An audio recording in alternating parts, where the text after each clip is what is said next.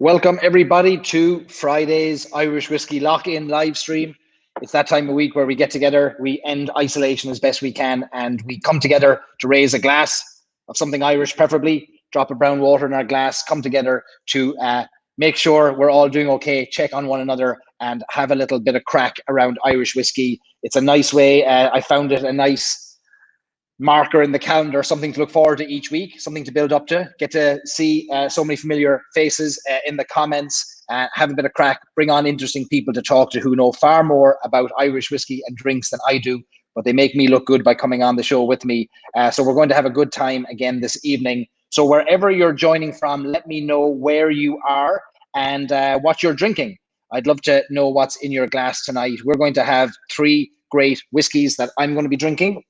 And if I know some of you have sent me pictures already of the same whiskies, you have them with you. I'm going to put them up here beside me so you'll see them on the screen. I'm going to be drinking Dead Rabbit for obvious reasons or reasons that will become more obvious shortly. I'm going to be drinking the Dead Rabbit Irish whiskey. I'm going to be sipping on this first this evening. Then I will be sipping on a lovely Cork whiskey there, Paddy Old Irish whiskey in a lovely old shaped litre bottle. And I'll be finishing my sips this evening with a drop of Middleton Very Rare Barry Crockett Legacy. And we'll share the stories behind each of these sips as well as we go throughout the evening. And we'll have our guests explain a little bit more about some of these whiskies because some of them have great knowledge on these whiskies as well. So let me know in the comments where you are and what you're drinking. So hi to Michael joining in Dublin. Sheng Yang is joining us. He's about to crack open his bottle of Dead Rabbit. Fantastic. And let me see, make sure everybody can hear me okay. Sheng, you can hear me all right. Or Sheng, you're having trouble hearing. Let me just make sure audio is good. And I will put a banner on the screen to ask you that question. Make sure everyone can hear me. All right, so let me know if you can hear me. I'll be putting in comments. Great, you can, That's Dram Good is here. David Earls, good evening to you.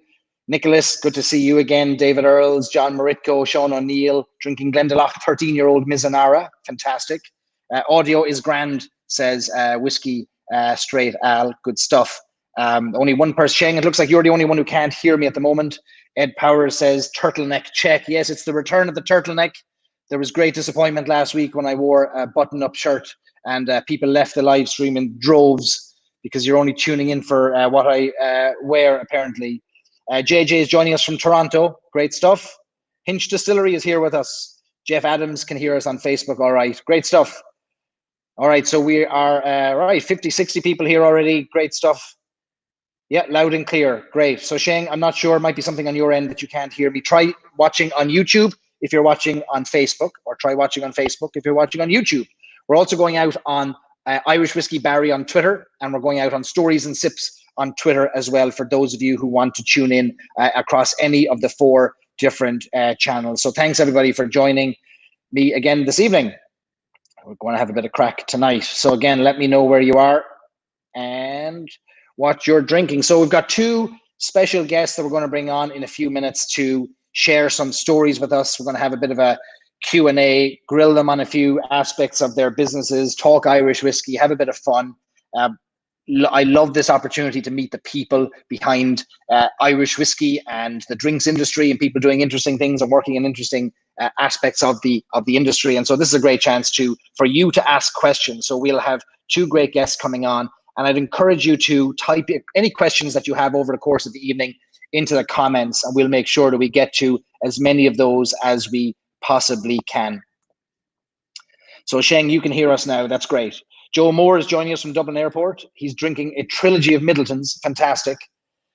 We've got people drinking Dead Rabbit all over America tonight, it seems. Seattle, Washington. Steeler 1 is drinking Dead Rabbit. Wayne Sloan is drinking Yellow Spot. What else have we got here? That's Tullamore Dew. Colorado Springs is tuned in. Steve Smathers drinking Dead Rabbit as well. Clonakilty New Make, Michael Cully is drinking. All right, we've got quite the range of drinks this evening.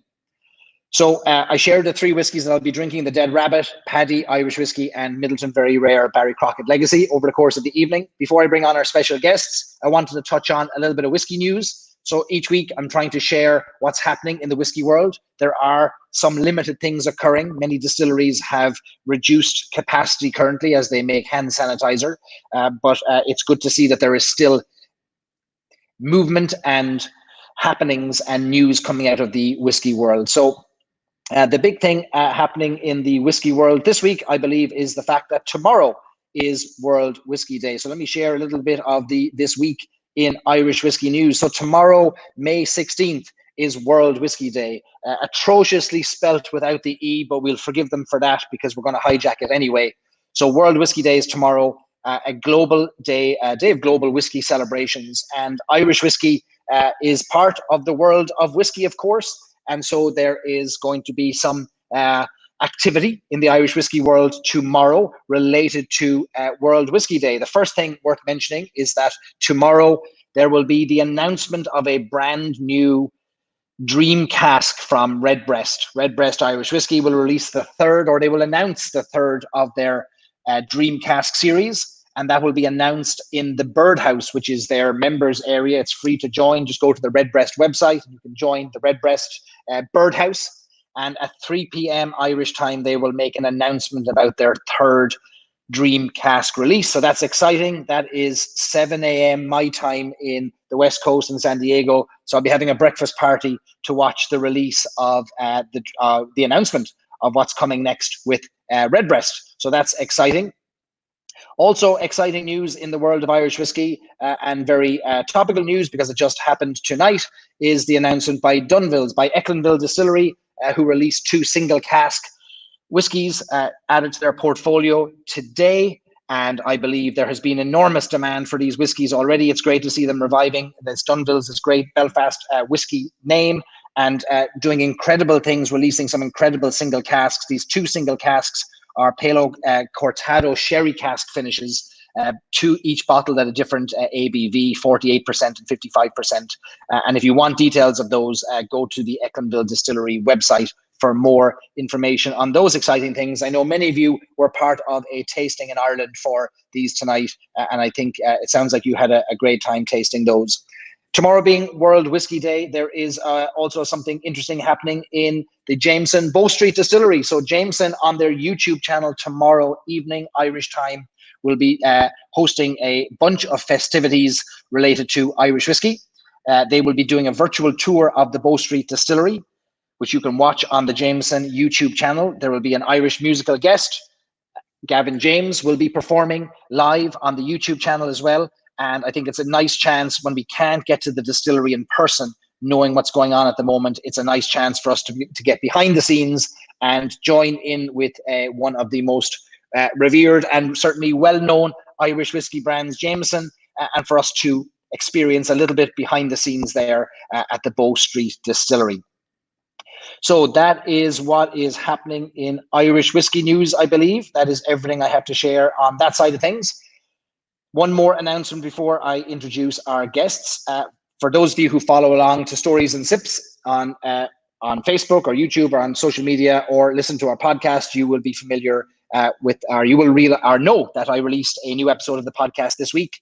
And it was an interview, a conversation with the founder of JJ Corrie, Louise McGuane. Louise is a whiskey bonder in Clare in County Clare on the west coast of Ireland. And I sat down and virtually chatted with her for an hour about what got her into the business, what inspired her to start a whiskey company, the challenges associated with building a whiskey business, her unique role within the whiskey world as a bonder and what that means. And she also shared some really interesting plans for the business and for the brand, JJ Corrie brand, over the coming months. So I'd love you to check that out. You can listen to that episode on storiesandsips.com. It's available on Apple Podcasts. It's also available on Spotify, Google Play, and anywhere else where you get your podcasts. Interestingly enough, that episode of Stories and Sips podcast was the most listened to episode on its first day in the 2 years that we've been doing the podcast and releasing episodes and releasing videos. So great to see the interest in a business that is not your typical whiskey business. It's not a distillery. It's not just a bottler. It is a whiskey bonder. So really, people are really interested in what Louise is doing. So I do encourage you to check that out. So I see that there are many more of you have joined. It's great to see you all here. Dave Cummins from Dingle is here. Jessica Corvez, great to see you as well. Maureen Linehan, our regular here. Fantastic to see you. Sean says that episode was a very good listen. It was a great chance to chat with Louise. She's got some amazing insights, and she has very strongly held beliefs, and she's not afraid to put her money where her mouth is to build a business that is aligned with her beliefs, which I think is a really interesting thing. Billy Lighton is here as well. Billy, great for you. Great to have you with us. Thanks for joining.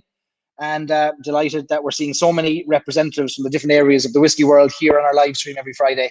A chance for us to come together and have a bit of crack, whether we're a sipper, a drinker, an expert, an enthusiast, a blender, or a distiller. It's great to see everybody here tonight.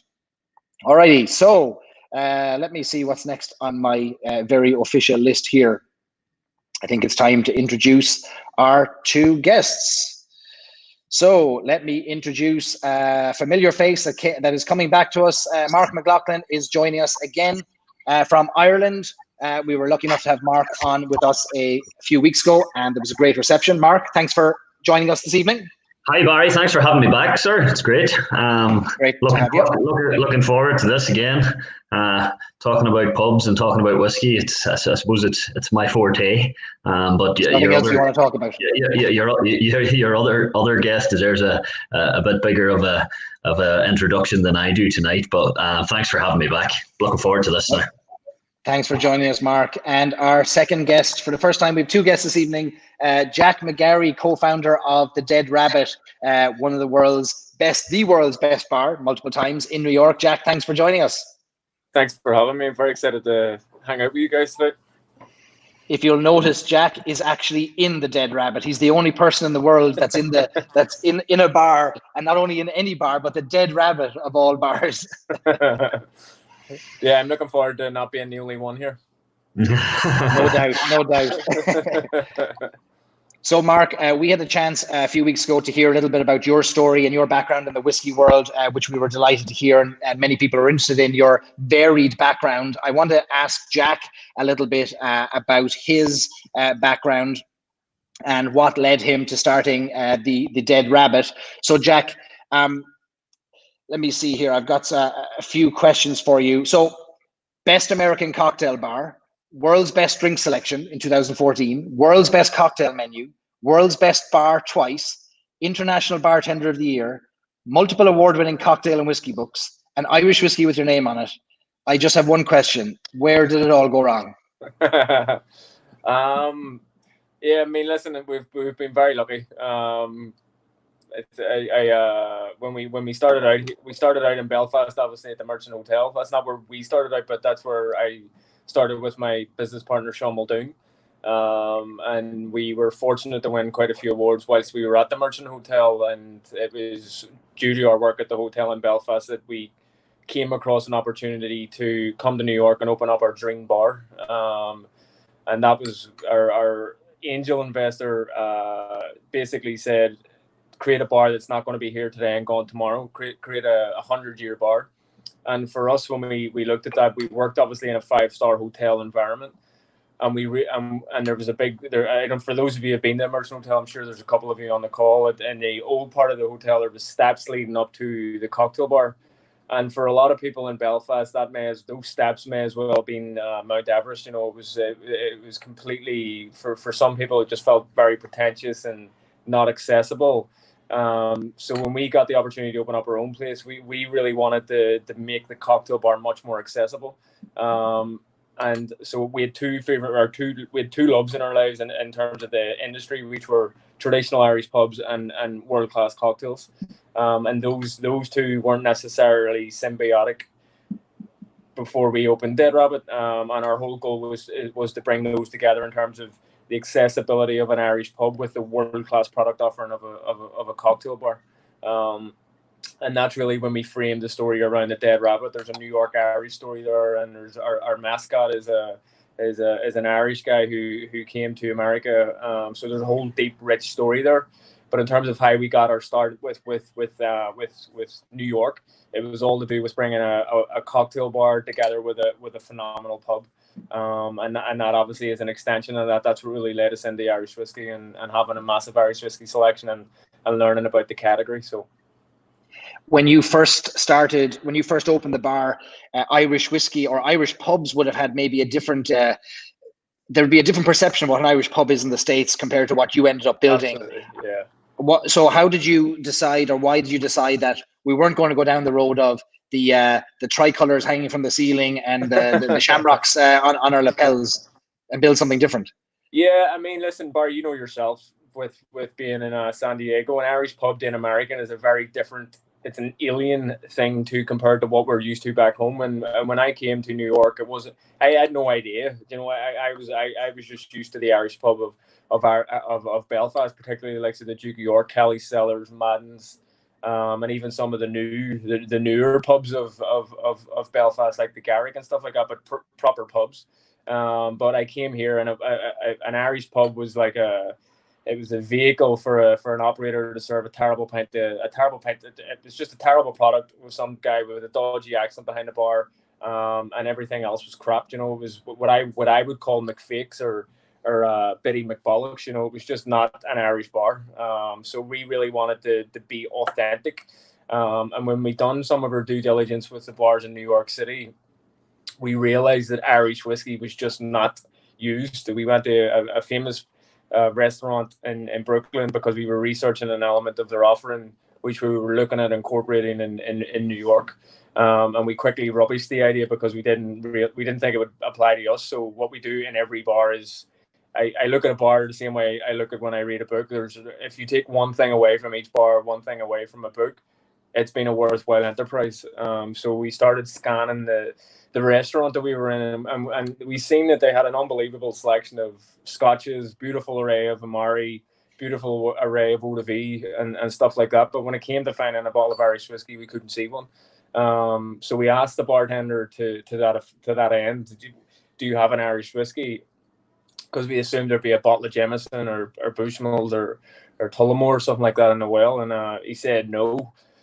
We were like, we just didn't understand because they were well known for making cocktails. So we asked them, because we believe if you're a cocktail bar, you should be able to make any classic. And as you know, Barry, the Irish coffee is one of the best classics there is in the world. So we asked him, if somebody asked for an Irish coffee, how do you make it? And he replied, we make it with bourbon. And that was a huge slap in the face for us. You know, it just didn't make sense. And we realized at that stage, like as you alluded to, in terms of the drivers of whiskey, it was picklebacks, it was shots, it was the blends, which are great in and of themselves. But obviously, as we know, we've got a whole category that Americans do not know nearly enough about even today. So we really wanted the Dead Rabbit to showcase that, to showcase the breadth of the category, educate our people, put it in our drinks, really, really promote it and sing it from the rooftop. So that's really what led to it. And when he said that to me in terms of he used American whiskey and as Irish coffee, at that stage, I didn't even know enough about Irish whiskey. So that's when I started traveling extensively, speaking to people like you were saying. Billy is on this, speaking to Billy, going to Middleton, going to all the distilleries, and we continue to do that to learn, because like you just showed there 2 minutes ago about the Dunvilles. Like I didn't even know that they released that today, you know. So the category is just moving at warp speed right now. So you have to stay ahead to stay on top, you know.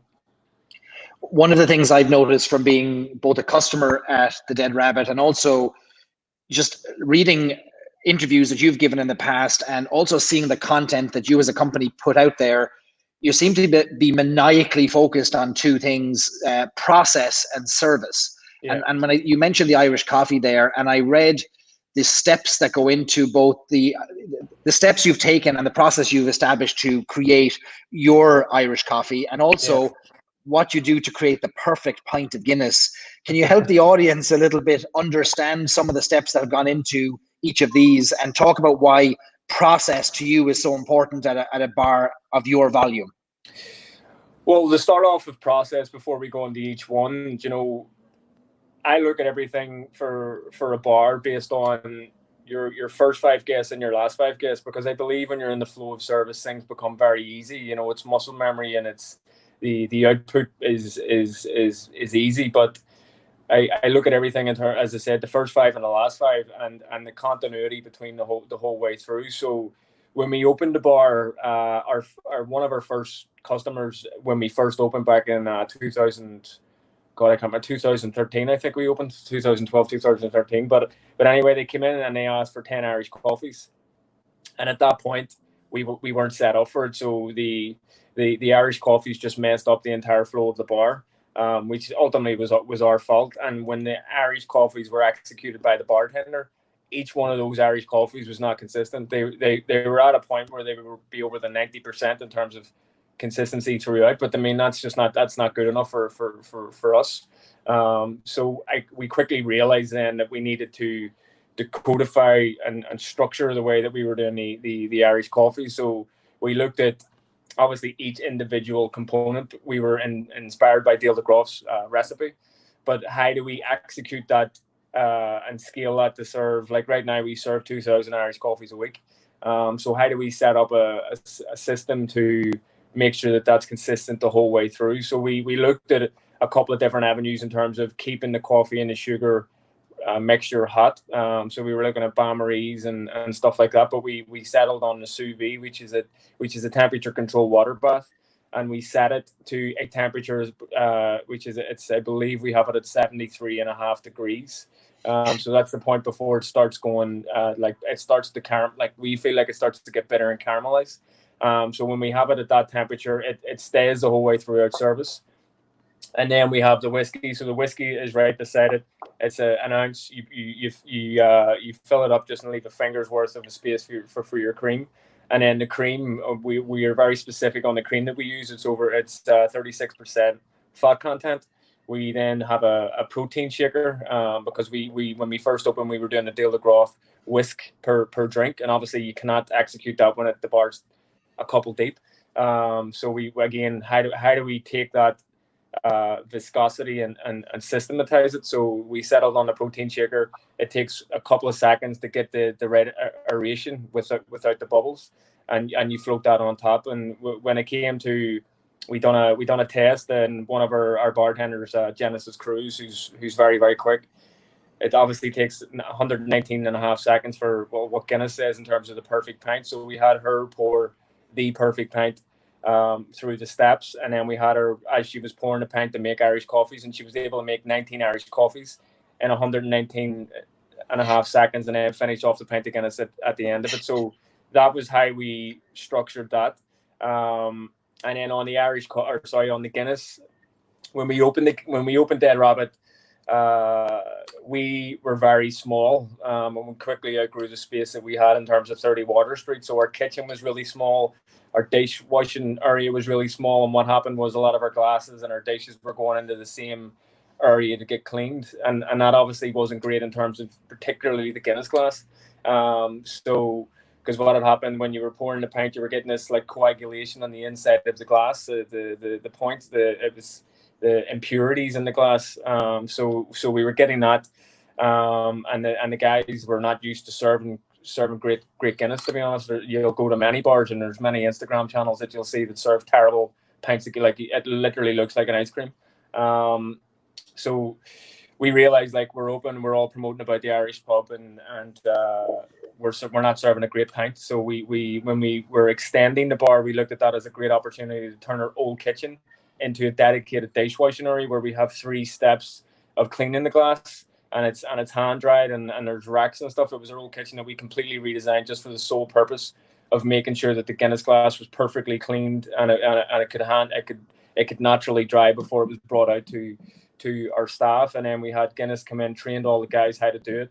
We put in a dual system for our gas, so that when it kicked off, it just kicks straight onto the next gas to make sure that, again, it can execute for all our guests. And then we spot check. So when we come in every single morning, myself and Sean, the first 2 things we asked off every single bartender is an Irish coffee and a Guinness, because we just want to make sure that those are the 2 hallmarks. You know, they're the 2 cornerstones. And as you know, Barry, if you go in and you get either one of those and they're not good, you're like, I would fully expect you to put it on Instagram and say, like, these guys are full of shit, you know. So we take it really seriously, and we look at it all as, how can we get that product to be consistently great every single time, you know.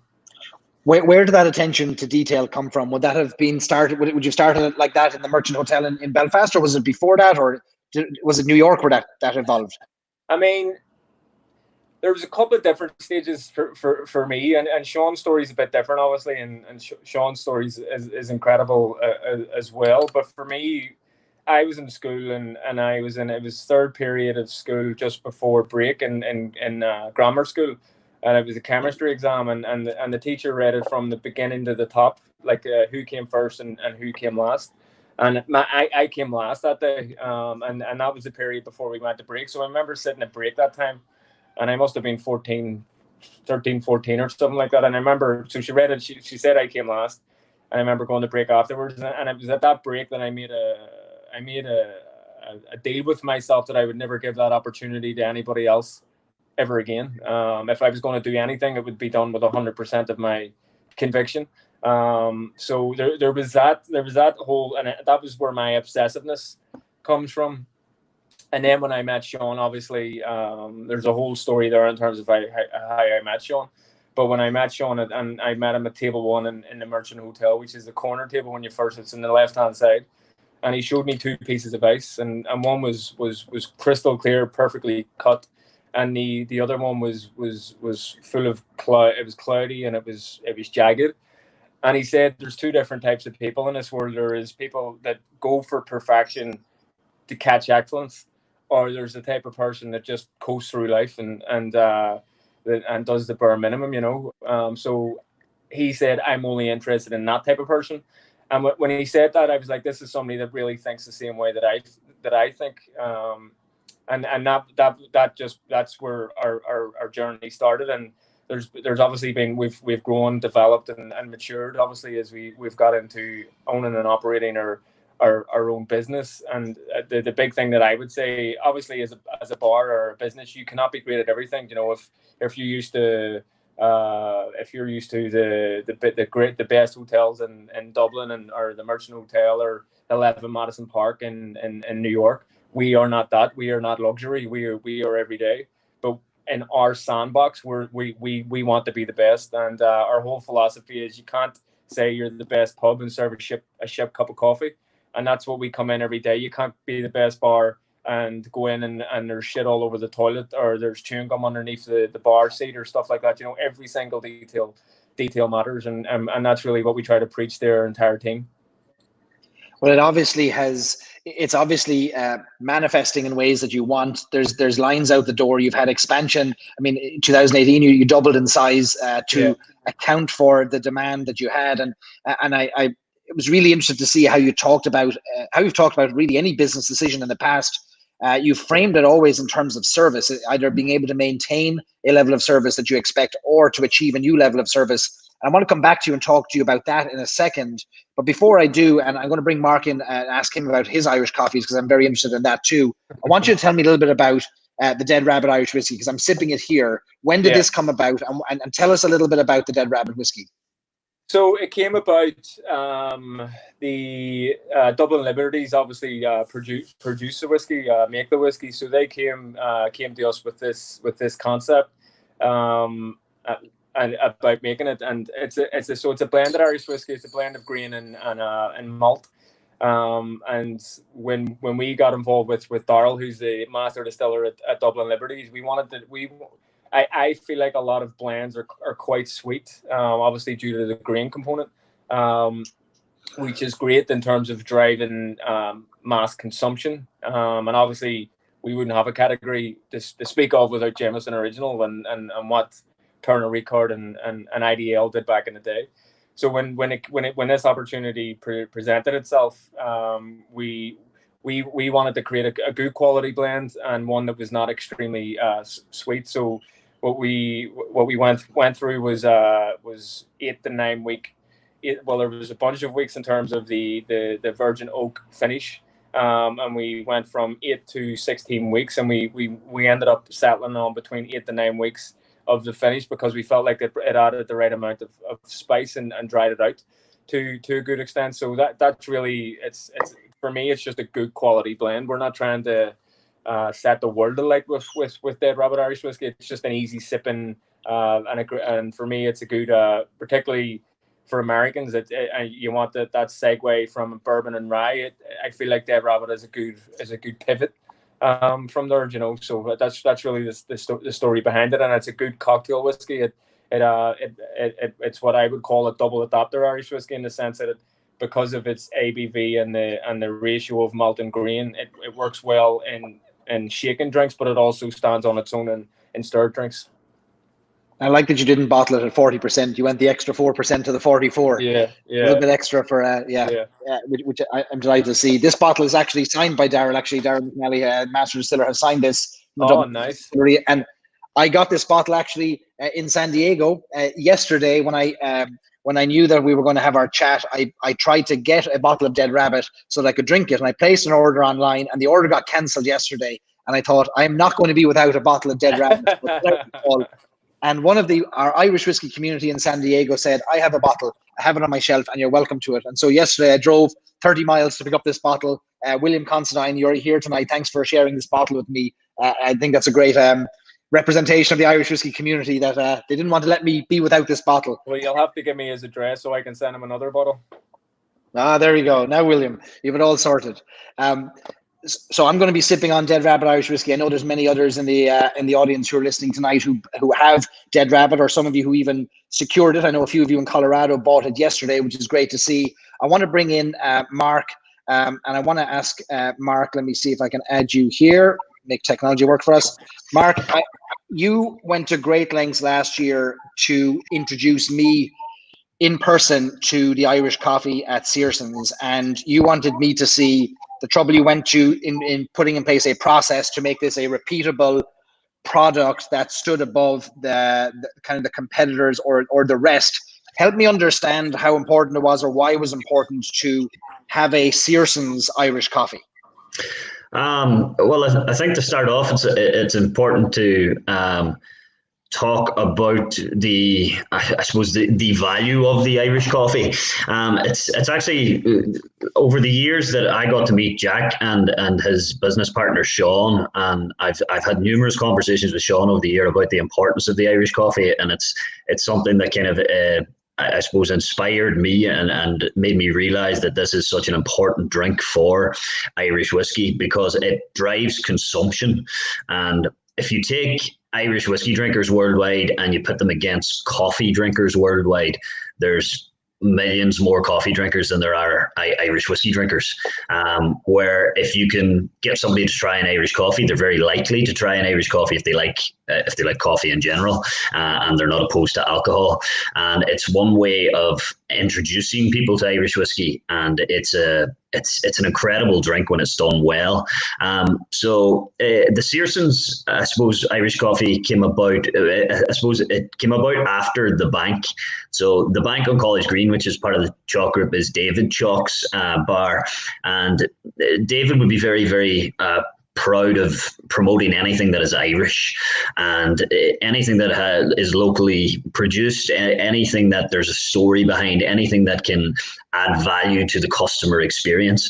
And what he wanted to do, and what he has been doing for the last few years, is he's been selling a tremendous amount of Irish coffees. Now, he uses Teeling Irish whiskey small batch in his Irish coffees because they're a Dublin distilled brand, and they're a Dublin based brand, and he wanted to have that kind of Dublin story there. So he built, I suppose, his Irish coffee sales almost through the story of Irish coffee. So he of Teeling and of the Irish coffee itself. So what they started trying to do was create a little bit of consistency. Now, our bars wouldn't go to the length of what the Dead Rabbit do with the sous vide, and I know just how passionately they take it over there. I've seen it firsthand, sitting with Sean, tasting 10, 15 Irish coffees in a row just to make sure that they're right.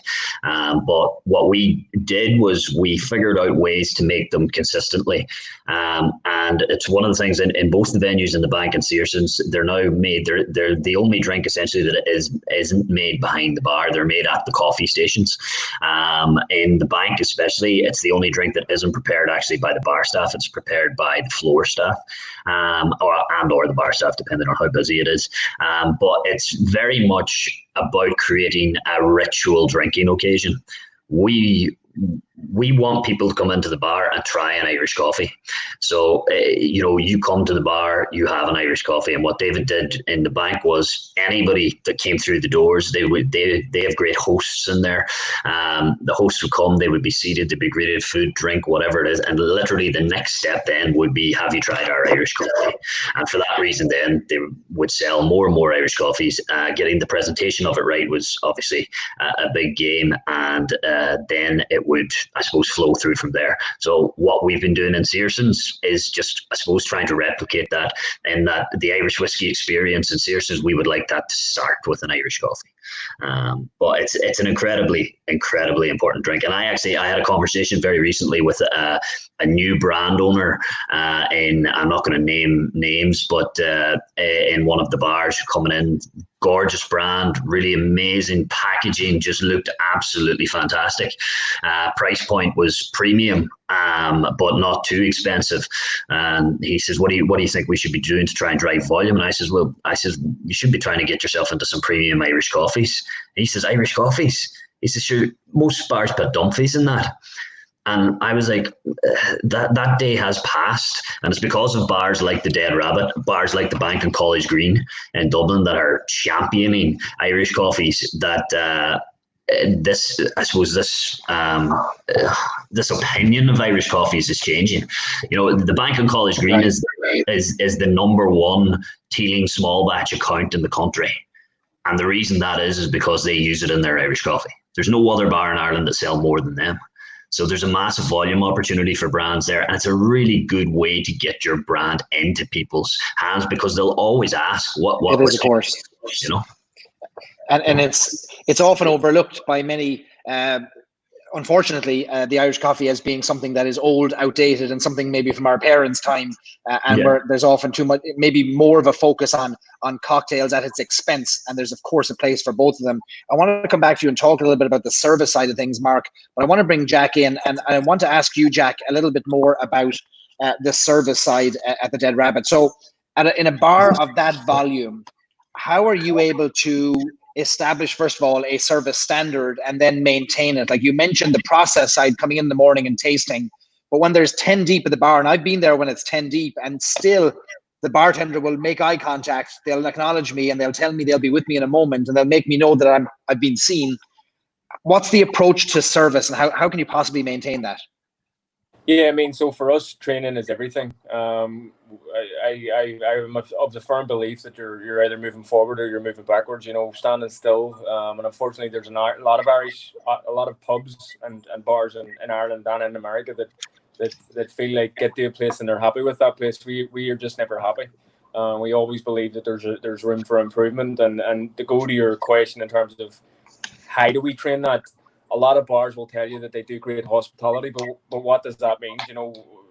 Like if you ask them a secondary or tertiary question in terms of explaining that, there's nothing there.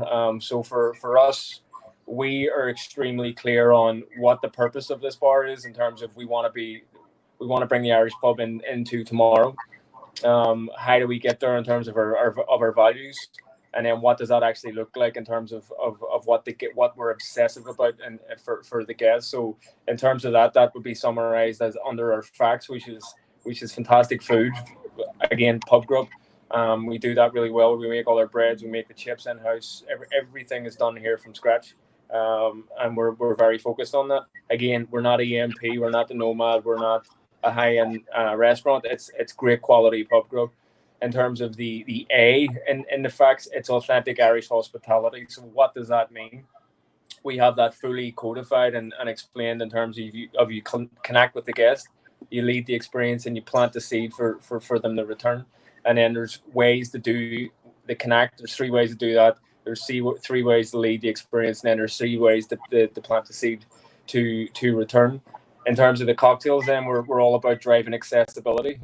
We want to bring very difficult drinks, streamline them, and as I said, execute quickly.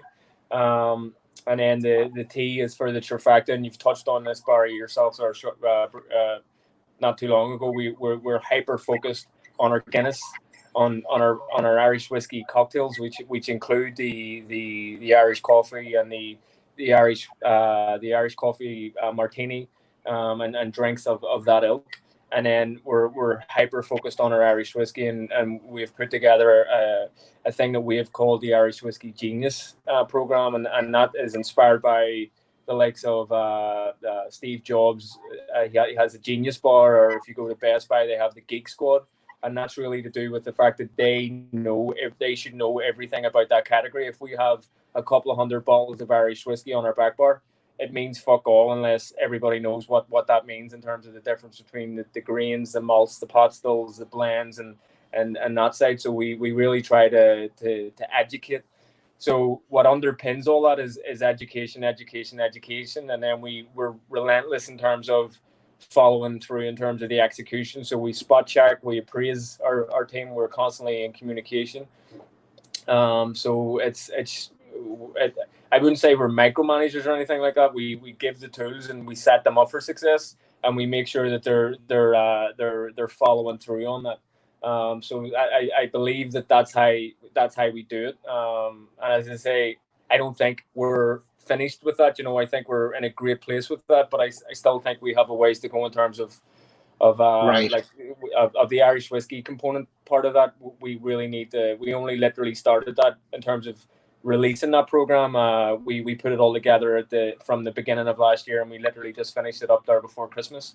And we literally just started executing it with the team, and then obviously coronavirus happened. So it's something that I'm really keen to get back to. We've done some format like what you're doing here with the team, but I think it's difficult for anybody to think about anything else right now Right. until they get back. But that's really what we focus on. You mentioned complex drinks and complicated drinks and being able to produce those quickly and to a certain standard. Many of your complex drinks are made with whiskey, and many of your complex drinks are made with Irish whiskey. And I know you have a 200 strong Irish whiskey set up in the bar. And as far as I can tell, half your whiskey list or half your cocktail list is whiskey or whiskey-based cocktails. 20 years ago, or even 10 years ago in New York, you'd have struggled to find a single pot still Irish whiskey behind a bar. Today, they're making up a good portion of your stock and your drinks, your cocktail list. Help me understand the evolution in terms of demand for pot still that you've seen, single pot still whiskies, the redbreasts, the spot ranges, dingle pot stills over the last few years. I mean, listen, I love the blends. I think the blends are great for what I would call gateway. It's a great way to get somebody to pivot from rye, bourbon, or rum, or whatever category they're coming from. The blends are phenomenal to open that door.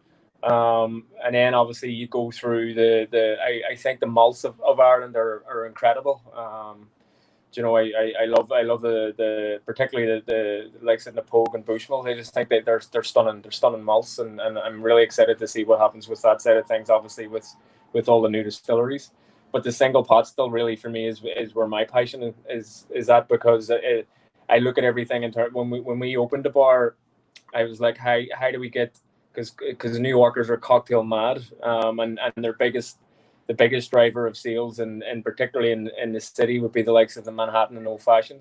And when you use a lot of the blends and the single malts in there, I really see they tend to disappear with being put up against big ingredients like bitters or chartreuse and stuff like that. But where single pot still really comes into gear is that it's so assertive, it's so aggressive, it's so viscous.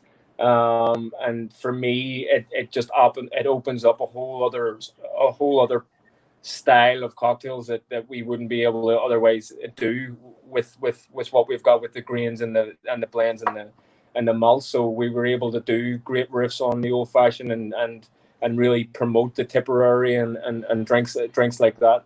And since we have done that, we've seen a lot of cocktail bartenders and a lot of Irish bartenders in the city have started to really get behind single pot still, and obviously with the work that IDL, Pernod Ricard are doing in terms of releasing the single pot stills every year and developing that, and then the other guys getting on board, it's really strengthened that. And obviously we still know that the blends are where it's at, but in terms of like moving forward, I really think that the single pot still has a phenomenal trajectory if we keep doing what we're doing, because the category is, I mean, it's uniquely Irish. It's uniquely, we own single pot still, and it's something that, like, if you go to speak to a Scottish person about single malts, it bore the fucking arse clean off you, you know. Where single pot still is ours.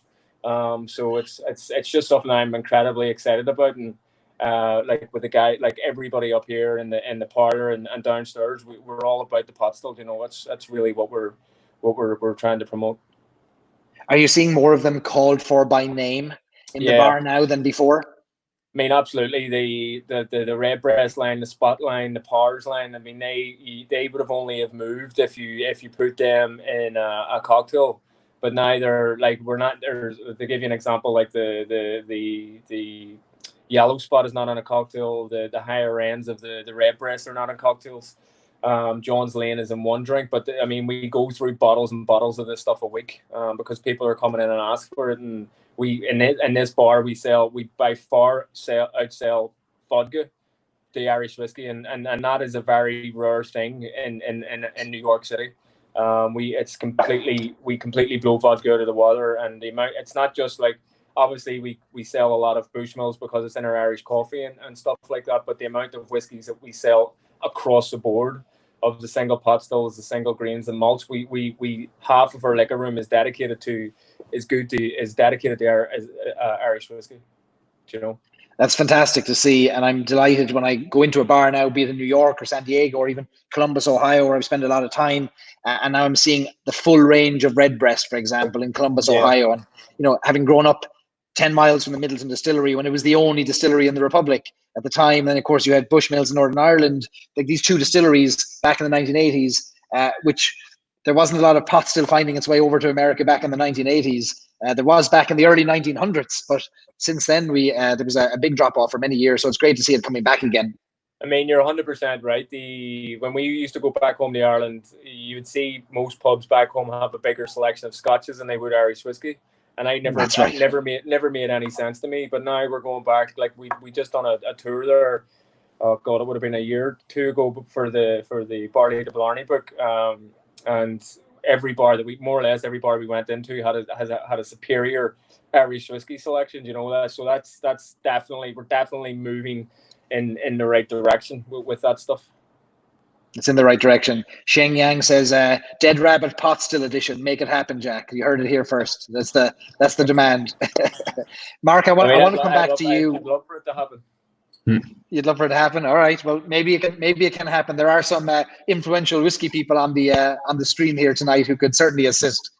Everything for a price, I'd imagine.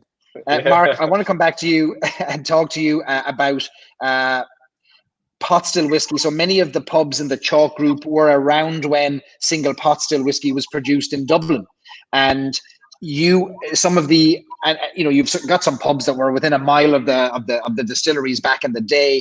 How have you seen the tastes evolve over the past few years in Ireland for single pot still whiskey, and how is it being consumed or kind of enjoyed today compared to a few years back across the group?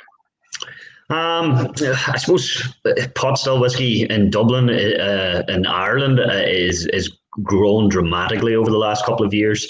Like if you went back to the early 90s, Redbreast and Redbreast was reintroduced, but Green Spot was the only one that had survived the whole way through.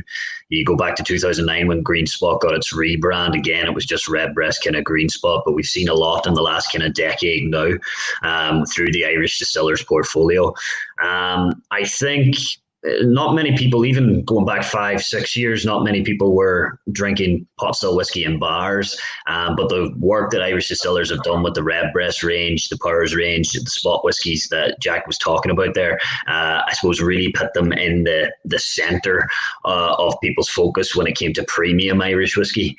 Having those kind of wide ranges, when you take the 12, 15, 21 Redbreast cask strengths, having now obviously the extended line of the spot whiskies and whiskies like Powers, John's Lane, really, I suppose the the taste profile variety made it a lot more interesting for people.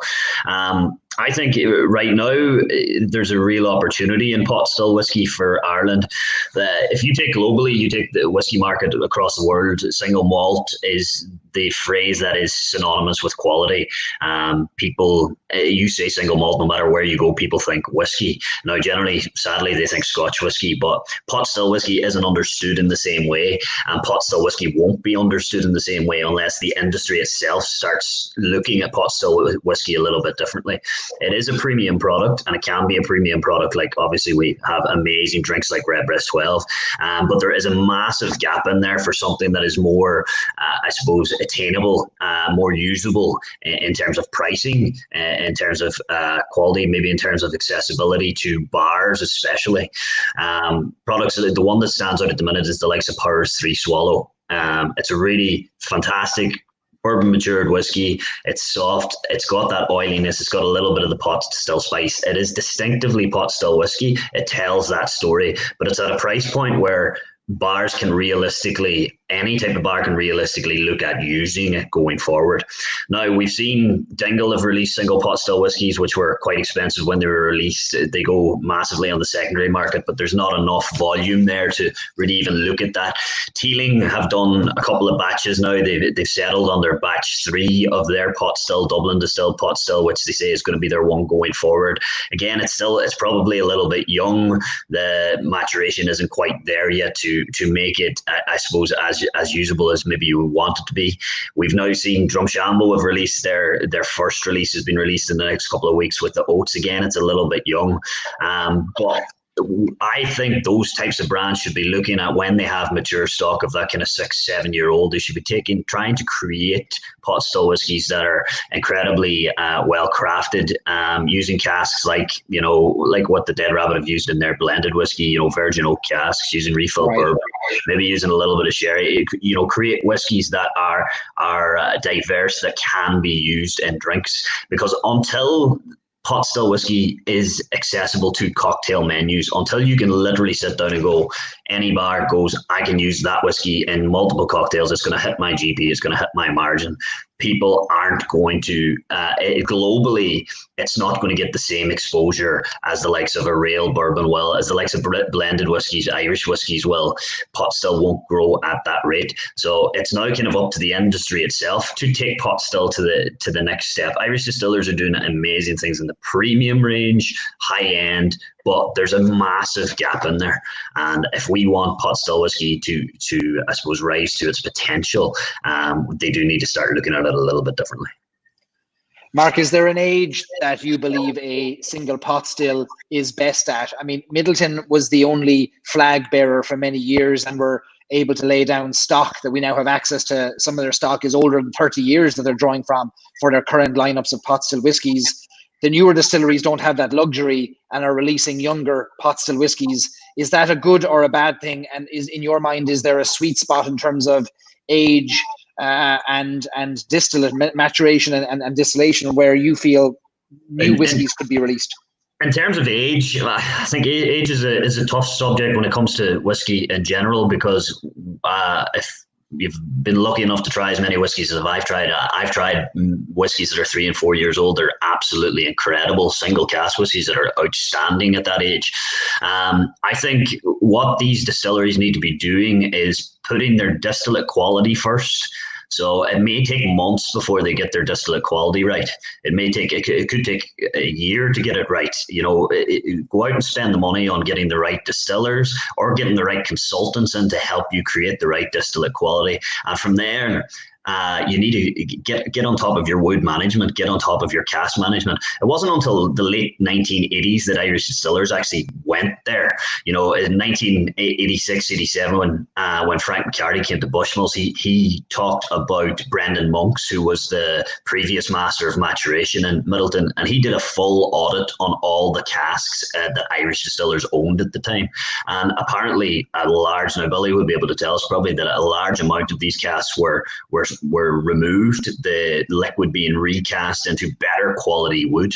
And that's why now we're seeing so many great whiskies and young whiskies that are so flavorful, so diverse, so easy to use because of their wood management. So if you go out and get good quality wood, you ensure that your distillate is of incredibly high quality, and then your whiskey does not need to be all that old. Now, you may use older components, 7, 8-year-old components, mix them with your 3-year-old and 4-year-old components to create a bit of depth, a bit of clarity. You can also do that using different casks. Obviously, sherry casks are quite expensive, but there's a lot more wood out there now, and Irish whiskey has the opportunity to use vast arrays of wood. So we look at things like chestnut wood, or we look at things like even Limousin oak, which is pretty easy to get from the cognac industry at the minute. If you look at things like the acacia wood, which give a lot of flavor to the whiskey at the right time. If you take talented blenders and put them in the right place, where we don't need old whiskey, we just need to experiment. We might not need old whiskey, but it's inspiring me to open an old whiskey, because I was going to serve Paddy next, but all this talk of pot still, I'll be popping open the Middleton Barry Crockett Legacy. For those of you who have this with you, feel free to join along. I believe the component whiskies in this are as old as 25 years old, 20 to 25 years old, a single pot still whiskey released to commemorate the retirement and indeed the contribution of Master Distiller Emeritus Barry Crockett to the Irish whiskey industry, and fantastic to see his face and his name on a bottle, even though as a modest man, I'm sure he's not thrilled that we're looking at his face every time we look at the bottle. But I'm sipping on my Middleton Barry Crockett. I'm going to come back to you in a second, Mark, because I want you to talk me through another brand that you might be familiar with, having spent a little bit of time exposed to it, is Paddy Irish whiskey. But before I do that, I want to ask Jack. I'm going to bring Jack back in. Jack, I'm curious about how 2020 and what has happened this year has changed the plans for the Dead Rabbit. And can you share a little bit about what you had planned and where that lies now in the future? Yeah, so for Dead Rabbit, obviously, as you would know, but I don't know if a lot of your listeners would know, our whole goal is to bring the Irish pub into the 21st century. We done that obviously with Dead Rabbit, and continue to do that in New York City.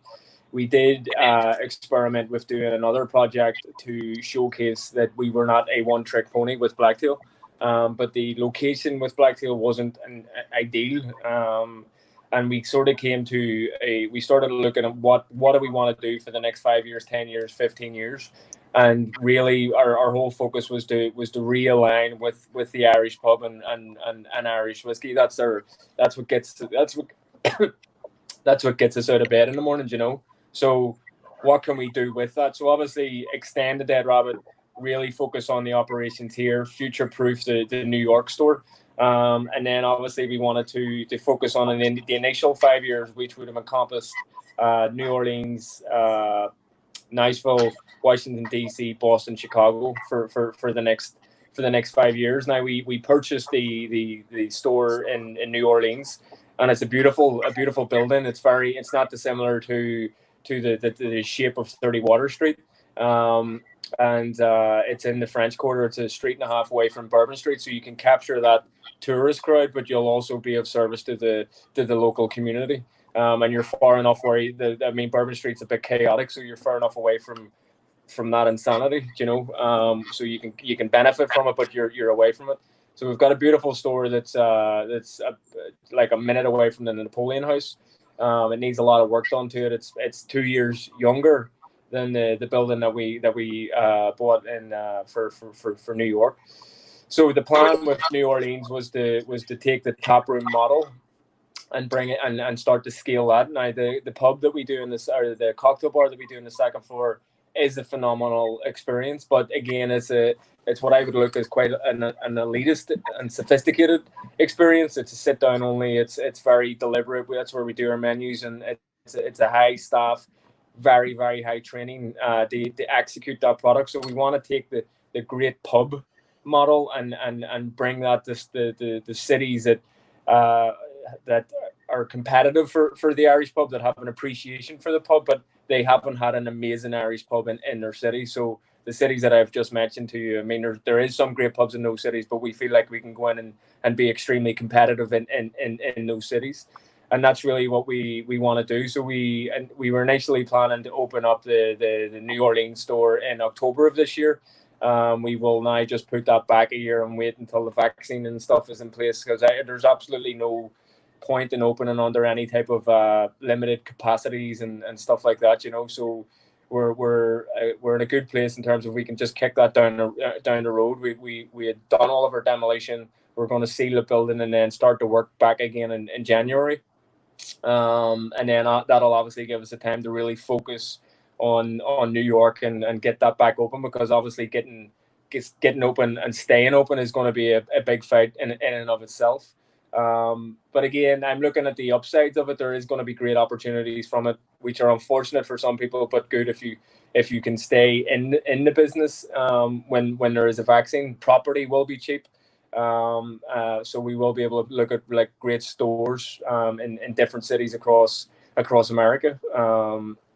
And then obviously for New York and New Orleans, when we do get open, there will be phenomenal opportunity to capitalize on market share, because there will be less bars and less restaurants in the game at that point. So right. So I'm excited. There is definitely there's definitely stuff there, and I think the Irish pub, even more so now, is going to be a great product. I believe the Irish pub is recession proof. It is every type of proof if you do it well. So I'm really excited to get going again, and get re-engaged with the plan of scaling the company. And I really do want to become the biggest Irish pub operator in America. And that's no small stake in the ground, is it? I mean, that's a serious. It's not, and I don't want to dilute what we're about. I don't want to cheapen what we're about. I want to scale the excellence. And I'm sure as you've learned through this call, everything is structured, everything's set up, everything's codified, everything's and I believe we have. I mean, the three things that you need to scale a company are your leadership, your infrastructure, and your marketing. The marketing, we have a great brand to capitalize on. The infrastructure is all the stuff that I was talking to you about, and the leadership is the next piece of that we're really working on, in terms of how do we train our people to become leaders as we become, because essentially when the business gets bigger, we're theoretically cheerleaders, and cheering the steps, or steering the ship. So it's really making sure that the leaders in each business are driving that performance from all the employees and all of our colleagues in each of these places. So that's really where my head's at right now, and I'm readying all that management piece right now, and putting that together. Obviously, I have a lot of free time on my hands right now, so I'm reading hundreds of books on that type of stuff, and the likes of Zappos or In and Out, or anybody that scaled the company. I'm reading their books and I'm reading their literature. So I mean, listen, we'll give it our best shot, but we'll see what happens. Is there anything better than a bunch of Irish lads over in America saying, no, we can do better. No, we can make it bigger. No, we can actually do something incredible. It's inspiring stuff. And I know you've got a massive audience, an Irish audience of fans who come over and almost treat the Dead Rabbit as a bit of a pilgrimage, and pay homage at the altar of the Dead Rabbit, which is great to see that support. One of the questions we got in, Jack, earlier on that I wanted to pose to you, you mentioned that you're seeing other bartenders in other bars start to replicate perhaps some of the complexity in terms of the cocktails and Irish whiskey that you're putting out there. Are you seeing an impact of having created a new style, or not a new style, but certainly new to America style of Irish bar? Are you seeing that being copied elsewhere, or the influence of the Dead Rabbit extending to Irish pubs in America? I mean, yes, you're definitely seeing it. And it's inevitable. Like you're going to. I mean, people come in, they see the bar busy, so it's inevitable that you're going to. It's inevitable in any industry. If you have a competitive product, the people are going to copy it and do their own thing. And I think that's a great thing. You know, it's great that people are doing that. And at the end of the day, it keeps you on your toes. You know, we're only as good as, like, we have a partner here that has a bar in the East Village, and his whole thing is you're only as good as your last pint of Guinness, and I remember him saying it at the time, and saying that That's the biggest pile of nonsense I've ever heard. But obviously, as you mature, it's 100% right. And I'm a huge believer of the ceiling today is the floor tomorrow. And we have to continue to innovate, to improve, to educate our people, to give them space to show us new things, and bring new stuff to the table. Because I've seen major Irish pub operators in this country, and I'm talking about the American space, that have scaled, but then they haven't stayed competitive. They haven't innovated, and they've come. It feels very TGI's, and that's one thing that I want to make sure that we never go into that territory. So Dead Rabbit has influenced a bunch of bars, but I believe in our ability to continue to learn, improve, and better ourselves, and that's something that is never going to change. If anything, as we get bigger, we'll have more bandwidth to do cooler projects and more aggressive education strategies and stuff. With the Irish Whiskey Genius program that we just did, based on the fact that we're scaling, we set that up so that anybody that passes that and becomes a genius will get an all expenses trip to Ireland to go through the distilleries, to meet the key people, to see the pubs. And that's really, like, we have to gamify this for our people. They have to be involved. They have to be, they have to have a stake in the outcome. So that's really what we're focused on. I want the Dead Rabbit to become their thing, and not just, like, we're obviously the face of it, but I want them to be Irish whiskey ambassadors. I want them to be as passionate as I am. And I know you've got team members who've been with you for many years who eventually go on to have stakes in the business, and I'm sure are loyal to you for many years and are a big part of the business, and that's great to see them sticking. I've got two other questions. I know you've been very generous with your time. I'm going to pop to Mark real quick, and I'll come back to you if you're okay to stick around for a few more minutes. No problem. Really appreciate it, Jack. A couple of other good questions I'm going to put to you. Mark, I've got a question for you. Jack mentioned the future of their expansion being put on hold with the changes that are happening in the world at the moment. You're right in the middle of the Dublin pub world and the Limerick pub world. You're seeing it firsthand. Never in the history of Ireland have pubs been closed for so long. That Good Friday was too much for most people in the past, and now we're seeing months and months. What do you think is going to happen when the pubs finally open, and how will pubs be able to manage a new set of rules, and that combined with the stampede that's going to happen when people want to get back into the pub again? It's hard to know. We're still kind of very much in the I suppose in the dark of it all. We have rough dates of when we expect to get open.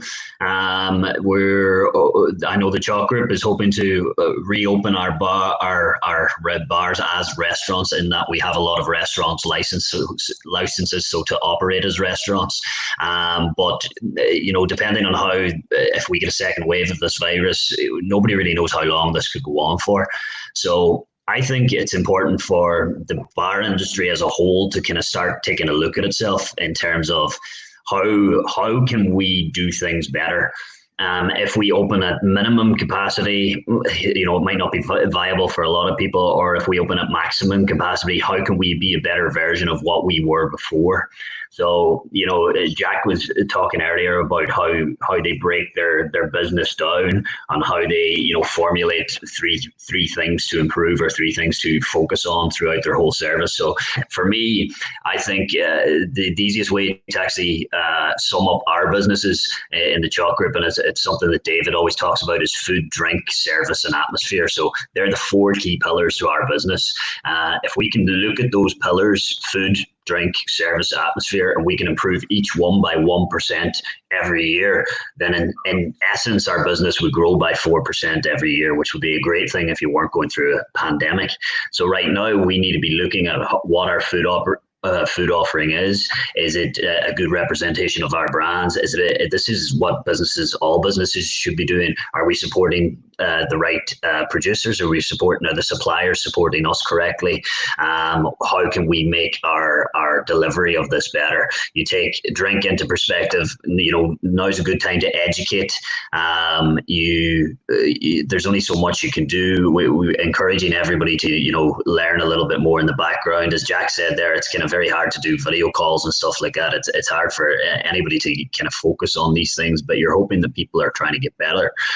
But in the background, then you have people like me or like Jack working on things like I'm working on an Irish whiskey course as well, similar to what they're doing over there. Looking at drink serves, looking at how we can make everything more accessible maybe to the customer. So if we're going to be distanced from the customer, which is a really high possibility, then how do we make things streamlined? How do we make them more accessible? So you're looking at things like menus. There's no need to have drinks lists at the minute. You should be, looking at a streamlined menu. Should we be looking at these ritual drinking occasions? So should we look at our drinks menus the way we look at food menus if we're going to be operating as restaurants? So do we do starters, mains, and desserts? So starters being your aperitif cocktail, an old fashioned or a whiskey sour or a Negroni or whatever you would like. Then your main courses being your steady drinkers. I think whiskey highballs are going to be a big thing. Streamlined, really good quality drinks that you can get out very, very fast. And then your desserts being your things like your Irish coffees, your espresso martinis, whatever it is. Having cocktail bars and bars that have large say cocktail selections. I think the only way to do it now is to streamline. Let's focus on signatures. Let's focus on building our brands. Let's give people a reason to come to our venues. Right. I see that there's opportunities for bars, especially smaller bars, to make their offering a little bit better. I think everybody should be revisiting suppliers. Are we serving the right wines? Are we serving the right, even down to the soft drinks? Are we working with the right suppliers? Then there's opportunities even for Irish pubs to take a note out of, say, the Dead Rabbits book, where is there any reason why an Irish pub couldn't be serving cocktails?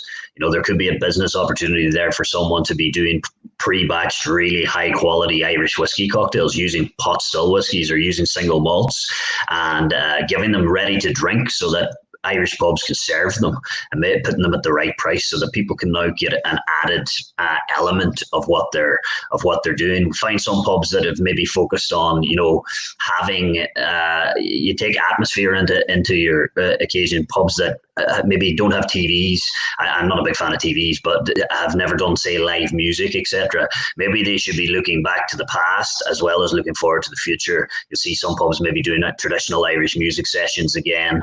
More of that coming up, getting young people involved, maybe getting in touch in the cities, especially getting in touch with college societies, etc., driving new business into the pubs while giving a new offering as well. The distancing thing, I don't know how anybody's going to get around that or how it's going to work. Only time will tell. But when the pubs hopefully, and they will eventually reopen to full capacity, I think if you want to survive, you have to look at it as an opportunity now to maximize your potential spend.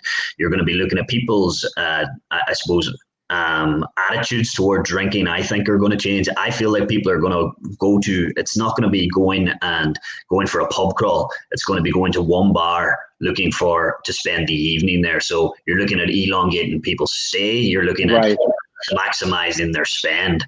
So if you get somebody in now, we talk about Irish traditional bars a lot, and you go in there and a man and a woman go into a cocktail bar, or a man and a man, or a woman and a woman. One of them's drinking beer and the other's drinking wine. We'll take a traditional Irish, myself and my fiance walk into a bar. I don't care how the beer comes out as long as it's wet. I'm going to drink my 10 pints or whatever. Not saying that I drink 10 pints, drink responsibly. But if she orders a glass of wine and it's not a good glass of wine, we're not staying there. She's looking to go somewhere else. So if she wants a cocktail, then that rules out. If she wants a good cocktail, that rules out 80% of the bars in Dublin that I would drink in. So again, these are all elements. That's an opportunity of the business that everybody needs to look at now, and really needs to start reinventing themselves in a way if they're going to survive this. I agree with that, and I think that one of the biggest challenges I think that is facing pubs and those that are built around connectivity and getting people together is recreating the sense of community, finding ways to reimagine what community looks like. We go to a bar not because they have the drinks we want. The supermarket has the drinks we want. We go for something bigger, something deeper, something more meaningful. And while we look at process and maximizing sales, which is essential to keep the lights on, I'm curious to see how bars and restaurants are going to adapt to this new need for community. I mean, there's a reason people are turning up here on a Friday night and not going. They can't go to a pub, so this is some kind of a substitute, but they're coming together. Which I think is going to be interesting to see how people deal with that going forward. Yeah. I have a question, a couple of questions for Jack. Let me bring Jack in here. Irish Whiskey Magazine had a great question. Let me pull it up here. Let me see if I can find it. I think I remember it. Anyway, here it is. Jack, what is the biggest difference between how alcohol is consumed in the US versus Ireland? You've worked on both sides of the Atlantic at a high level. Yeah. What's your observations on this? I think you're really starting to see the proliferation of this in Ireland in terms of like the amount of knowledge that a connoisseur has in Ireland. I've seen huge jumps in that regard. But when I was bartending in the likes of the Merchant, you're talking well over 90% of the consumer wasn't aware of what things were. Now, as I said, now I know that's definitely changing. But in America, and again, I'm speaking particularly to New York City, the guests really know what they're talking about. They know the spirits, they know the categories, they know cocktails. A lot of them have a cocktail type bar in their house. They make cocktails at home. So they're very, very well versed, and they know specifically what they want. So for me, in terms of the biggest distinction, would be their knowledge and skill sets. They know what they want. They know how it should taste, and they're incredibly demanding. And I think that's a great thing for a bartender because it keeps you on your toes, and as an operator as well. So. And in terms of their taste, I'd say they like I'd say like UK, Ireland, or you're seeing a huge shift to lighter drinks, more sessionable drinks. You're seeing the likes of the highball really come into gear, and the likes of the espresso martini and the bramble and those types of drinks are starting to make a bit of a resurgence. But in America, the heavy drinks, the cocktail, obviously the cocktail was created in America, so they love strength, strong. They like to taste alcohol, but obviously the younger generations coming through, they're more along the lines of the European model. So there is a distinction, but I feel like they're going to come more aligned as we progress, and the new generation comes into the bars. Yes. I feel like there's going to be a bit more sessionability in terms of lighter drinks, and you can drink throughout the course of the night. The big martinis, the old fashions, and stuff like that are definitely waning, but it's obviously still a very dominating taste profile in America.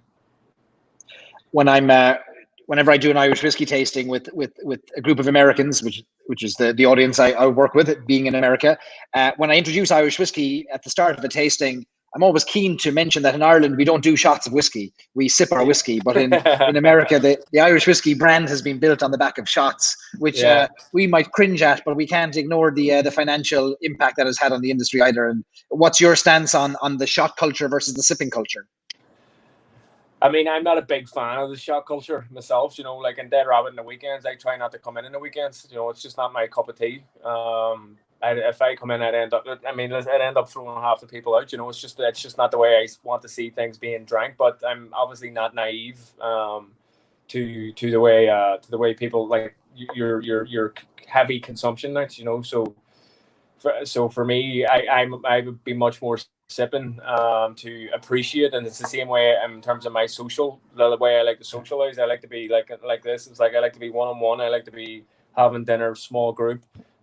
Intimate, so it's the way that I drink whiskey would be and cocktails would be exactly the same way. It's all about tasting and appreciating, as opposed to like a shot. To me, there's no appreciation in a shot. You're just when you're taking a shot, you're looking for the net result of getting fucked.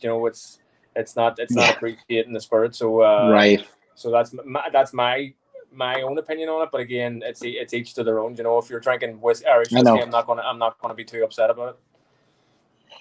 Well, there are far more questions than we could ever have time for, Jack. You've been super generous with your time this evening. It's been an absolute honor to have you on the live stream. I have a proposition, and I'm going to make it live on the air so there's witnesses, that when the Dead Rabbit opens back up, we should do one of these live streams from the Dead Rabbit and bring as many people to the bar as possible to celebrate the reopening of bars generally. And so I would love to do that. That would be great. I know there's a lot of people in New York, New Jersey, Connecticut, around that area that would love to come to. So thank you so much for joining. We look forward to hearing more about the plans, and we'll be back to the Dead Rabbit when it opens up again. So thanks, Jack. Thank you, Barry. That was Jack McGarry, co-founder of the Dead Rabbit in New York and Blacktail in New York, who was extremely generous with his time. We kept him on for far longer than I told him we'd keep him, and he was kind enough not to run off into the distance screaming about it. So thanks to Jack for joining. I'm going to bring Mark back in because I want Mark to be the one to tell us about the next whiskey that he has had some experience with. So let me add Mark in. Mark, you're still there. Paddy, old bottling, liter size, rarely seen in America. I found this in an old dusty store and I couldn't turn it down. I love the old bottling and I love the old brand. For those who are not familiar with Paddy Irish whiskey, tell us what it is and what it consists of. I've no bother telling you about Paddy, but after this now I'm going to have to talk about Jack for a second there. He is some operator. Paddy Irish Whiskey, I suppose, yes, I had the joy of working with them for a year there. It was phenomenal. They're now owned by Sazerac. It's now an independently bottled brand made under contract by Irish distillers who have been producing Paddy. Well, the Middleton distillery and the old Middleton distillery is been the home of Paddy for a very, very long time. The whiskey, I suppose, inspired by a former salesman, Patrick J. O'Flaherty, who worked for the Cork Distilleries Company for over 30 years.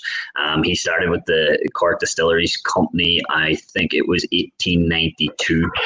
So Cork Distilleries Company were actually the first whiskey company in Ireland to produce or actually bottle their own Irish whiskey. So in the 1800s, the 1900s, early 1900s, an awful lot of the whiskey produced in Ireland was sold by the barrel rather than by the bottle, and that meant that it would be sold to a merchant or a grocer or a bar, and they would bottle it themselves. But Cork Distilleries Company, owned by James Murphy and the Murphy family, they, I suppose, had a little bit of foresight that if we want to protect the quality and the integrity of our product, then we should bottle it ourselves. So in 1887, they started bottling, which was known as Cork Distilleries Company Old Map of Ireland Pure Pot Still Irish Whiskey. A mouthful. But again, I suppose the key thing on it was that there was a map of Ireland on the label, and that map of Ireland is still on every bottle of Paddy made since 1887. Now, after, I suppose, producing their own whiskey, they needed to hire salesmen. And 5 years after they first released the whiskey, Patrick J. O'Flaherty joined the company as a traveling salesman. He worked in, I think it was West Cork area, but he became, I suppose, the first 10 years of his career were relatively lackluster.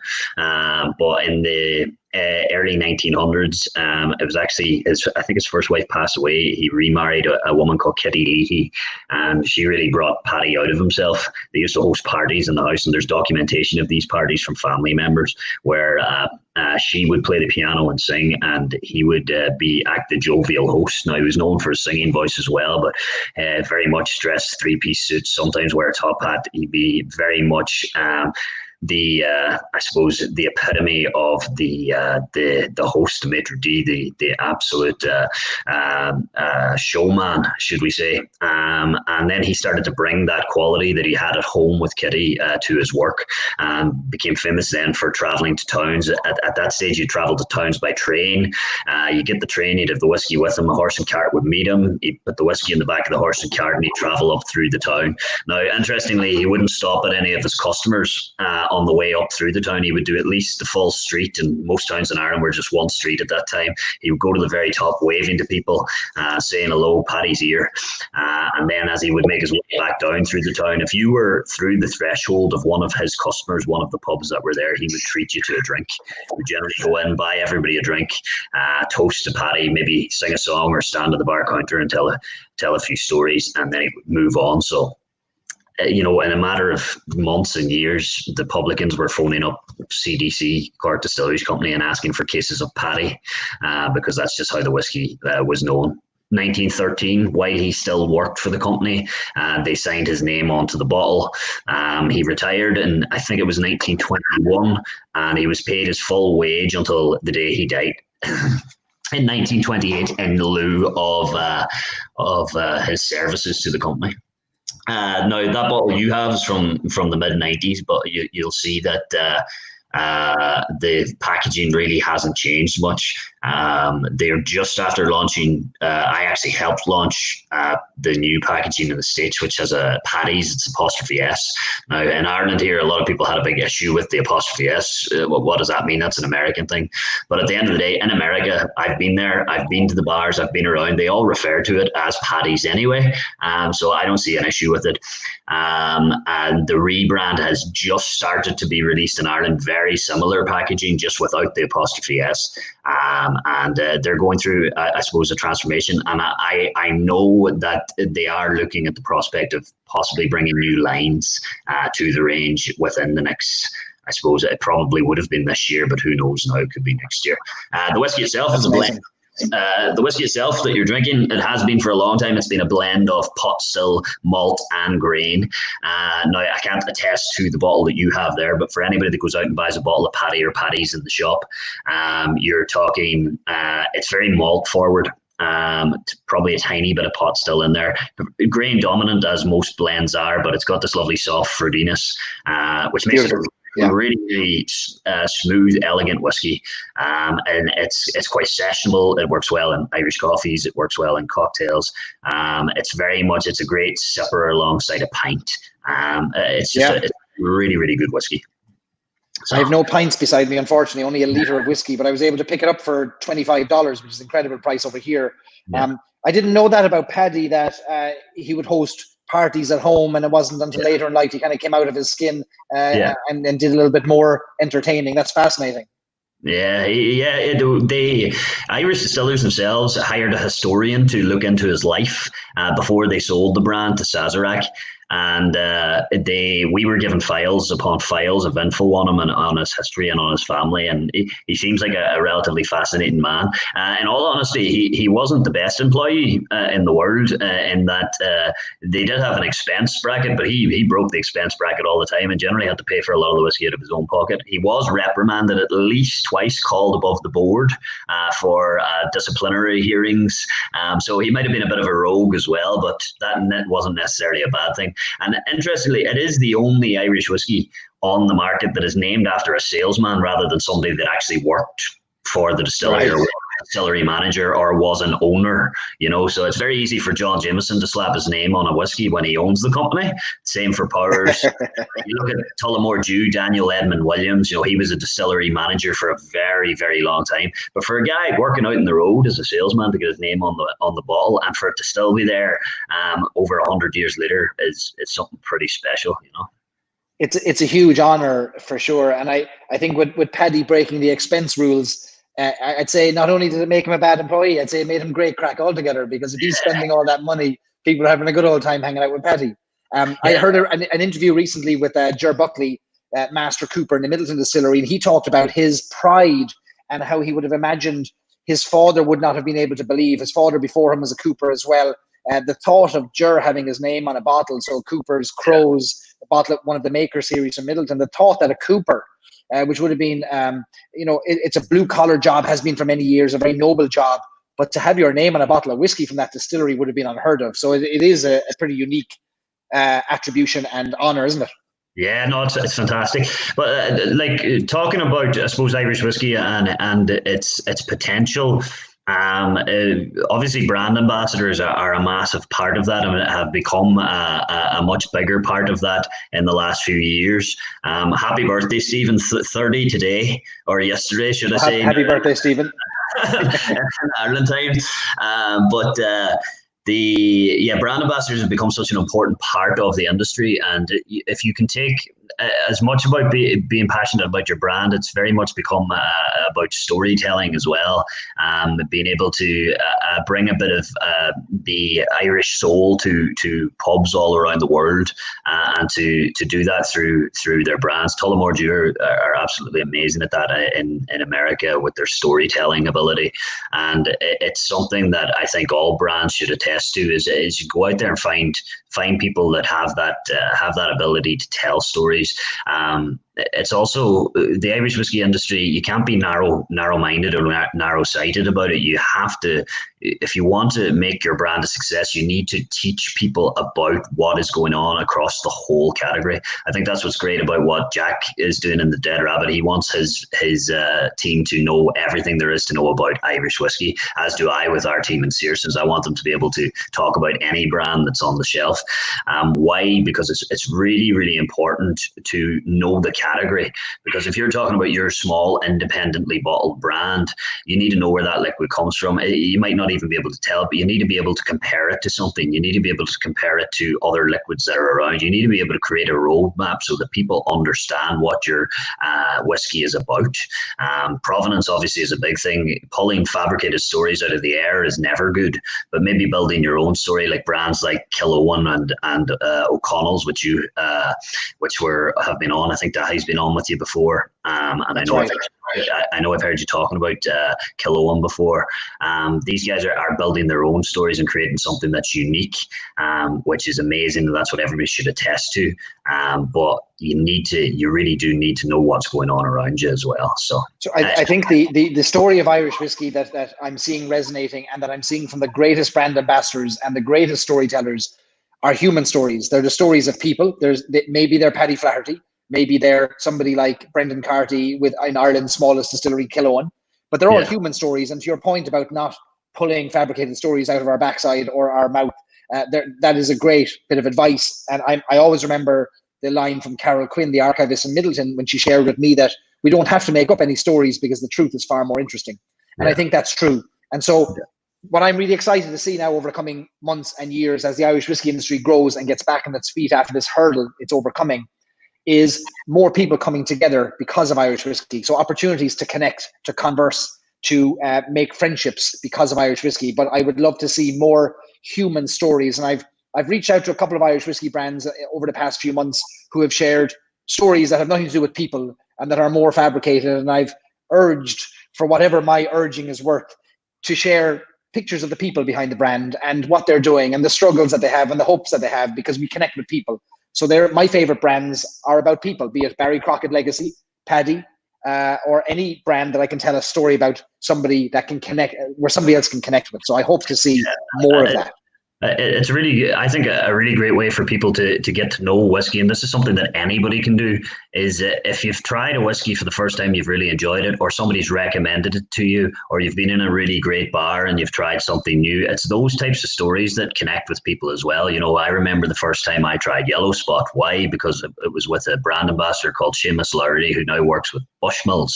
But he introduced me to Yellow Spot. It was a week before it was tasted, or a week before it was released. It was the first time I had ever heard of Malaga casks. I didn't even know that Malaga was a place, to be honest. And I thought it was fantastic. But, you know, building a relationship with the whiskies and the brands that are around is really important as well, because it will, you know, it's like word of mouth. And if you have a really great experience in a bar, you're going to talk about it. If you have a really great experience with an Irish whiskey, you're going to talk about it as well. So everything's right. You know, So let me ask you this: we are in a lock. We're in a lock-in because the pubs aren't closed, so we can't be locked into the pubs. We are now in a virtual lock-in. Whiskey is a part of a lock-in. What else is part of a lock-in, Mark? As in lock-in in a pub. I suppose. Yeah. What else would be part of it? There's generally music involved. Always music involved. Music. Really, music. Would you know anything about music in a lock-in? My partner is in bed sleeping, so I can't go play music. Music, Would you sing a song? music is a great part of it. I'll not be singing tonight. Music is a great part of it. I suppose it's just the crack. I suppose it's, you feel like you're breaking the law, but you're not doing anything wrong. It can be a great experience, but I think lock-ins are few and far between now, and I don't think many will happen in the future. The reason I asked Mark that question, obviously it was a loaded question. Mark is not just a whiskey, an oracle of knowledge around whiskey. He also is a great musician and regularly puts up, well, he has done over the past few weeks anyway, put up great videos on Facebook of him playing the guitar. But Mark, the only way I'll ever have you back on this is if next time you bring the guitar with you. I'll play the next time. But that's another thing about, I suppose, the sense of community during this pandemic. I've been putting up a few videos on my Facebook page the last couple of weeks because I've been tagged by a lot of other musicians from the local area. Now we're based, most of us that are playing, we're all based in and around Ireland, but there's some coming from elsewhere as well. We're hoping to get a few guys from Australia and a few guys that are based in America involved, and all just putting up songs, covers, whatever it is. Of music just to celebrate our little village up in Donegal that nobody's ever heard of. So it's a bit of crack as well. What's the name of the village? Oh, Clonmany. Actually, the village nearby, it's in the same parish, Ballyliffin, where the Ballyliffin Golf Club is, would be maybe where people would know the Irish Open was held there a couple of years ago. It's one of the top links courses in Europe. But that's definitely the tourist draw up there. No distilleries yet until somebody gives me my millions. Started crowdfunding. We've crowdfunded for Mark and his distillery here. Let me see. There's a lot of questions here in the comments. There's a lot of conversation happening. I love to see comments and conversation happening around what we're talking about and people engaging with each other. And there's a lot of conversation about pubs. And Mark, you're in the middle of that world right now. A lot of calls for pubs to be supported, no doubt about it. And we would all love to support Irish pubs more, but it seems to be very difficult now. What can people do to support pubs until they're open? Is there anything? Well, I suppose if a lot of pubs and a lot of small businesses are offering takeaway and delivery services now, which is fantastic. You know, it's not a big thing that I was never a big takeaway person, but it's a really good way to show a bit of love to your local pub if they're offering something like that. Other than that, it's really, if there's no way of giving them monetary value at the minute, then it's very much about just keeping them in mind. I suppose talking about them, planning, maybe get in touch with people. If there's people that you see at the pub regularly, especially older people, and you would converse with, it wouldn't be a harm to check in, just see what's going on, keep that community going. The big thing that I always talk about when it comes to pubs and Irish whiskey in general is, I think I mentioned this last time, there's so many people that sit at home drinking really high-end whiskies, having the time of their life, bottle sharing, all this and all that, and it's fantastic. But I keep telling everybody, you know, when the pub's open again, now more than ever, get out there. And, you know, if you're looking to try something new or you're looking to treat yourself, why not try before you buy that €500 bottle of whiskey? Go out and spend the €50 on a measure in the pub, see what it's like, have the experience that they're trying to give you, because that business will be much more valued than anything else. And now, obviously, local pubs and small rural pubs, they won't have these whiskey offerings. It's a very different thing. It's just about getting out and supporting them when you can.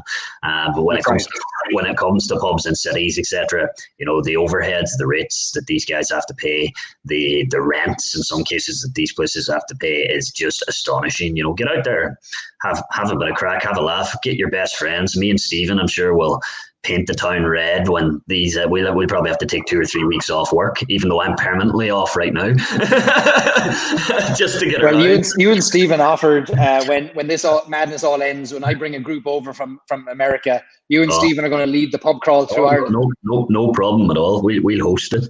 But yeah, it's just keep them in mind, and when you have the opportunity, I'm not saying rush out, because like when the pub's open again, who knows what's going to happen? You could have people standing at doors, literally trying to keep the crowds away, or it could be just that they're ghost towns. But do what's within your best interests. But when you can and when you feel comfortable about it, and when it's up to businesses as well to show that they're doing the right things.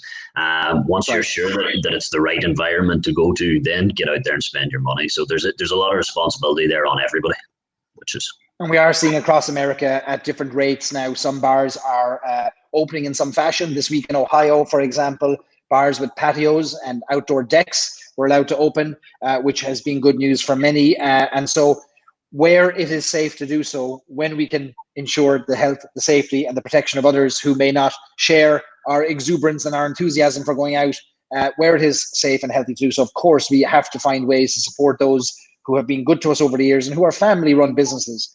And one of the things I've been doing here, I can't highlight all the pubs that have offerings or that are doing takeouts or things like that, but what we have been trying to do on Stories and Sips, both on the podcast, on this live stream, is to try and showcase those smaller distilleries and brands that are putting their money at risk in launching a whiskey business. And we'll have more of those over the coming weeks.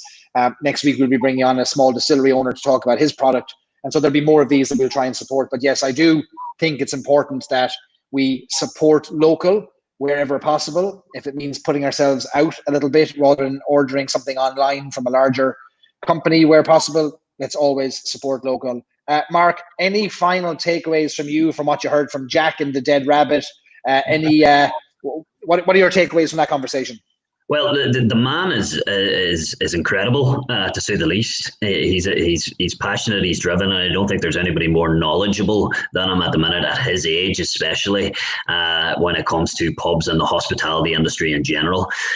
Their focus on the customer experience is something that can't be understated, and I just wanted to kind of bring that around full circle. When we were talking about food, drink, and service and atmosphere earlier, the one thing that I suppose defines those four pillars is how they are perceived by the customer when they come into your venue. Now, a big thing with Irish whiskey, and Jack was talking about his Irish whiskey genius, and Sears's, I know when I had you there, I discussed the training that the lads had done there. So they've all done between 8 and 16 hours of Irish whiskey training, learning how to understand the Irish whiskey portfolio that we carry of over 200 whiskies in terms of flavour profile, then learning how to impart that knowledge onto consumers. But it's also something that not just bartenders, this is a skill that anybody can use, especially if you're into whiskey at all. If you start to look at whiskey rather than looking at brands, start to look at whiskey in terms of the way that they taste and start to build your roadmaps in that way, then you can really bring people on journeys. The big thing that we try and get the bartenders to do, and something that I was relatively good at when I did bartend, was the first question that should come out of my mouth to you when you're looking to order a whiskey is, what do you normally drink? Shouldn't be about me at all. It should be, what do you drink? And being able to bring them on a journey from there. So, if they drink, I'm a big Redbreast fan, you bring them on a journey. So if you're a Redbreast fan, immediately bells should go off in my head thinking, right, pot still, sherry matured. Well, first and foremost, show them what they want. The Redbreast range, Redbreast 12, 15, 21. We might have the dream casks, we might have single casks, show them what's there. But offer them something new. You're willing to try something different. What do you like about Redbreast? Is it rich? Is it spice? Is it the richness? Is it the spiciness? Do you drink malt whiskey? Have you tried the Chirconnell 16? Also a Moscatel cask. It's a brand new release. It's a limited bottling. It's got all that apricots, fruits, and spice that you want from a whiskey. It's dissimilar to Redbreast in that it's not pot still, but it's got all the body because it is double distilled. How do you fancy that? See, Mark, we just need to clone you and Jack, you see, and have you guys go around bar to bar and share your encyclopedic knowledge. Great response to the conversation tonight, though. Thanks to Maureen there for sharing. Two of you guys are brilliant. Such amazing work ethic and focus. Honestly, I can't be more appreciative of both of your times and coming on here and sharing your knowledge. There is one question, though, Mark, that I'll let you depart on, and it is a question that's been going around the Irish whiskey world in the last week or two, which is, what is going to happen tomorrow when the dream cask gets announced from Redbreast? Do you have any predictions on what it is? Because Billy Lighton is sitting here now watching us. He's going to see what we think is coming out tomorrow. Any predictions? I've no predictions, but I'm sure it'll be good as the last two were good. I think it's a great initiative. The first year when it was done, I suppose there was a much smaller, I suppose, set of people looking to buy it. And now I think it did sell out in a day, but it was last year when it was released, there was uproar. It sold out in 11 minutes. Lots of people didn't get their bottles, but then again, a lot of people were looking to buy multiple bottles and for potential, I suppose flipping them and making a bit of a return. And that, that's part of business. That's part of products. That's part of luxury items, especially. So I have no issue with that.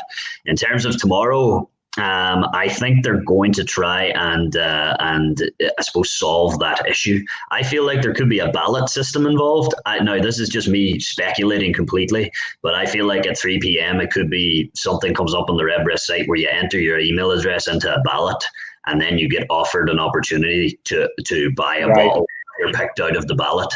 Now, I think that's the fairest way to do it. It might not be what they're going to do at all.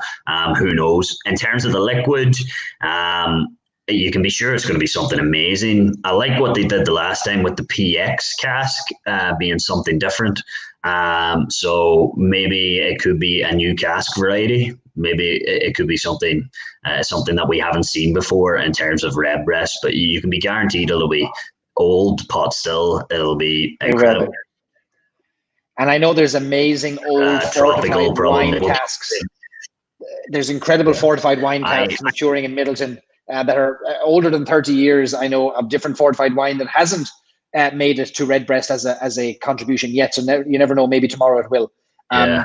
I just hope I get to try it. That's all I want to. That's all I want. Yeah, I've got no inside track either. There's others that are far higher in the pecking order to get access to it than I am.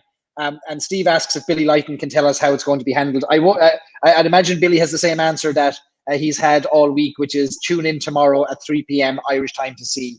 So, Stacey, you mentioned hoping the lock-ins continue after the bars open.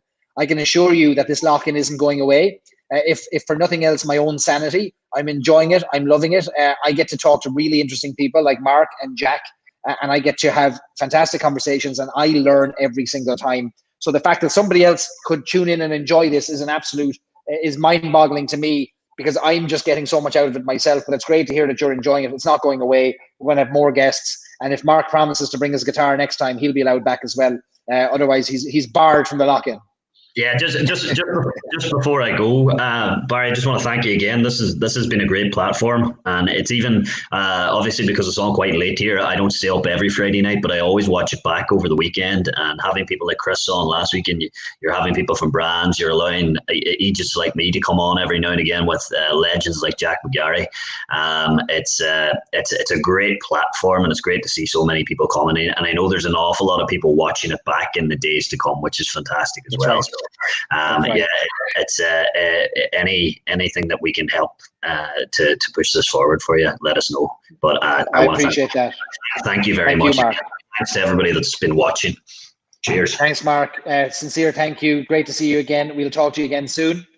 Mark McLaughlin, whiskey legend. I think you'll agree. Encyclopedic knowledge, unbelievable experience and knowledge. Rare combination of both working in the field of serving Irish whiskey in many great bars, working with Irish whiskey brands, now in management positions in a large pub group, has seen a lot with Irish whiskey, and it's great to have him. And it's, of course, great to have Jack on as well from the Dead Rabbit, and that was thanks to Mark for the introduction there. I'd also like to thank again William Considine in California, in Southern California, who connected me with his bottle of Dead Rabbit so that I could have it tonight.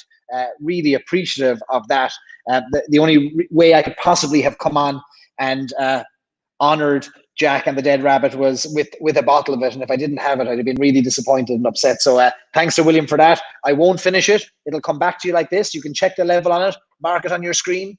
It won't go below that level. That's coming back to you almost the way you gave it to me, minus a measure that I hope you don't mind I took out of it to enjoy. So thanks to everybody for sticking in with us all of this time. We're almost 2 hours into the live stream and the time flies, but I do want to remind you of a few things while I still have you here and I'm sipping away on my Paddy Irish whiskey. William says I need to drink more of it. No, it'll go back to you, William, as it is. Maureen says, another great evening that I put together. Yeah, look, it's very little to do with me, honestly, and it's all to do with the guests. I'm lucky enough that people are willing to come on and share their experience, their knowledge, and answer some questions about their life and their experience and whiskey, and have a bit of crack. And honestly, I'm enjoying it so much. It's really an enjoyable time.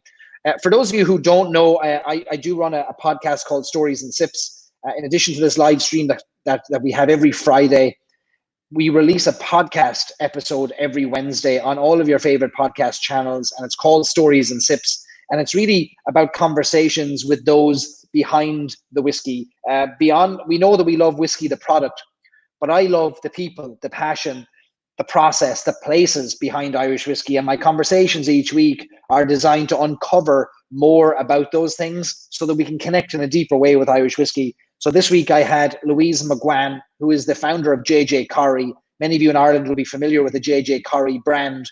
Let me put it up on the screen here so you can see it.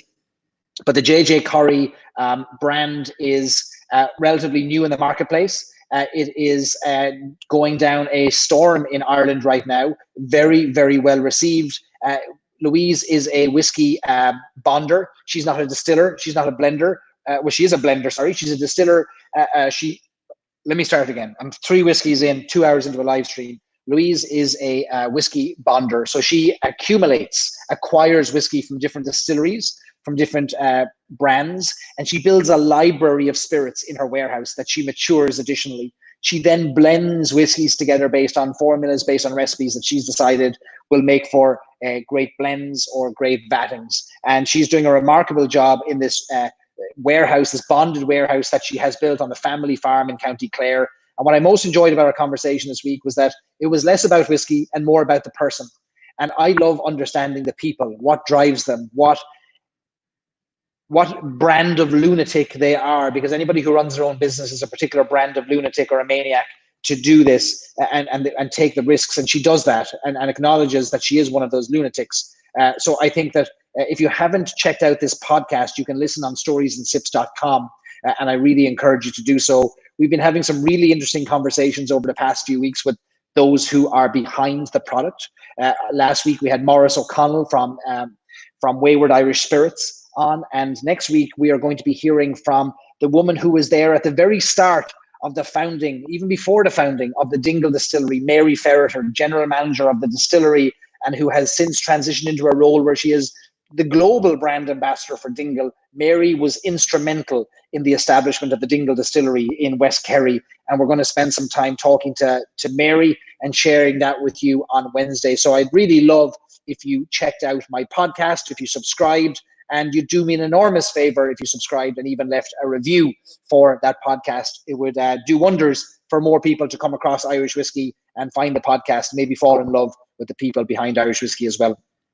Johnny says, love the podcasts, great insight to the people. Yeah, I got a message today from somebody who said they talk to Louise on a weekly basis and they never knew some of the things that she shared on this podcast. And that's the goal here, is that the label on the bottle, the makeup of the contents, the components of a whiskey will only tell us so much. But what I'm fascinated by are the people who make those decisions, what went into the bottle, why they started the distillery. And it was interesting to hear Louise talk about the very distillery in Ireland that inspired her to leave her corporate job working for a large drinks company to start her own whiskey company. And you'll hear more about that if you listen to the podcast. So Brian says, love the Louise episode, Barry, well done. Thanks so much, Brian. Yeah, I really enjoyed talking with her, and I'm hoping to have Louise on one of these live streams very soon, and I'll share more with you on that. That would be the goal. Dave is joining us not from very far away from me. He's in Orange County, California, probably 40 minutes up the road from me, enjoying Redbreast 12-year-old cask strength. So when this madness is all over, I can assure you that we're going to find ways to get people together. Over the next few weeks, you're going to see Stories and Sips is going to evolve. Those of you who are here now 2 hours in are the first to hear about it. But we're going to have more opportunities for people to come together virtually and in person eventually. Wherever you may be, we're going to find ways to connect you with the brands, to connect you with the people, to connect you with each other. So Stories and Sips is going to grow with your support. So we need you to subscribe to the podcast. We need you to tune in here. We need you to join our Irish Whiskey Fans of America Facebook group, where we have now more than 4,500 people, because that's where a lot of the crack happens. If you're not already part of that, please go in and join. And distillers and brands and brand owners and blenders and bonders, they are in this group too. They're in that Irish Whiskey Fans of America group. And you know what they're doing? They're listening. They're listening to what you're saying. They're listening to what you're asking for. And they're reaching out and asking for ways to get involved with perhaps sharing the story or engaging some of you in discussion. So just last week, we had the great opportunity, because of such a great Irish whiskey community that's building in there in the Facebook group, we had an opportunity in the Ohio region to offer up the only 18 bottles of Middleton very rare Dar Gaelach, which means Irish oak, Knockrath Forest, the new release that just came out of the distillery this year. Only 18 bottles are making it to Ohio. And you, the members of our Facebook group, were given the first chance at getting hold of those bottles before they even hit the shelf. That's because we're building up a community that is engaged and that is excited and interested in Irish whiskey. It's a community that has no spam. It's got no selling of bottles. It's got no memes, no crude jokes. It is a community of like-minded people who enjoy sharing Irish whiskey with one another. And so I'd encourage you to join it. It's Irish Whiskey Fans of America. There's great conversations happening in there. And don't be surprised to see your comments listened to when it comes to the development of Irish whiskey brands and Irish whiskey products. Brian is a great contributor in that group as well. He says it's a great group. Get your friends involved. It would be enormously helpful to me, if you're a member of that group, to invite your friends to join. I want to get to 5,000 members by the end of the month. So I need 28 new people a day between now and the end. That sounds a bit like an NPR fundraising now at the moment, but I need 28 new members every day to reach 5,000 by the end of May. And that would be an enormous milestone for us as a community. Because guess what's going to happen as this community grows and the conversation broadens and we get more people involved. For example, a huge success in the group today, massive success. I won't name him, he might be on the stream here, but a real win today was somebody who shared that they had expanded their Irish whiskey horizon because of the group. And I don't mean just going from Redbreast 12-year-old to Powers John's Lane. We had a group member who entered into the group a few months ago and sharing his love for Irish whiskey and sharing a picture of the Irish whiskey he drinks. And it was proper 12 Irish whiskey. And I will not hear a bad word said about Irish whiskey, because anybody who likes Irish whiskey, we can have a conversation with. And I ensure that happens in the group, that there's a civil discussion. This man loved proper 12. And nobody ridiculed him. The conversation was civil. And there was a conversation opened up to the point where he was interested and curious in other Irish whiskies. And guess what? Today, he bought Redbreast 12-year-old. That is a massive leap from a $20, $25 whiskey to a $65, $70 whiskey. That is a huge leap for any one person to make. Any one person to spend that much money on whiskey. That's what happens when we can nurture conversation, when we can help people understand, when we can guide them, when we can share, not when we ridicule or when we lambast them for their choices. So that's what Irish Whiskey Fans of America is all about. So I would love you to join that group. I'd love you to subscribe to the podcast. You are enormous support to me in my endeavors. We'll be doing in-person tastings when we can. We'll be doing more virtual tastings. So I'd love you to stay tuned and engage, ask questions, tune in, invite your friends.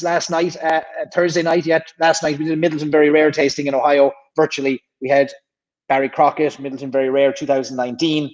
And there was an entire family, 8 daughters, father and mother, all joined as a family in this live stream. And you'll see their pictures in the Irish Whiskey Fans of America. It was fantastic to see 10 people in the family joining in our tastings.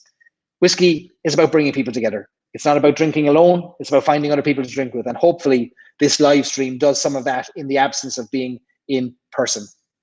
Steve asks if there is going to be a Stories and Sips for an Irish Whiskey Fans of America etched to a glass. Steve, it's as if I paid you to ask that question. Stories and Sips to a glass is on the way. New brand, new logo, new look, storiesandsips.com coming in the next 3 or 4 weeks. And as soon as we launch the new Stories and Sips, there will be newly developed to-a glasses, especially for Stories and Sips fans. They'll be given away through the Facebook group. They'll be given away on this live stream, and they'll be for sale on storiesandsips.com as well. And I'm excited to get those into people's hands. So thank you everybody again for joining. Excuse me.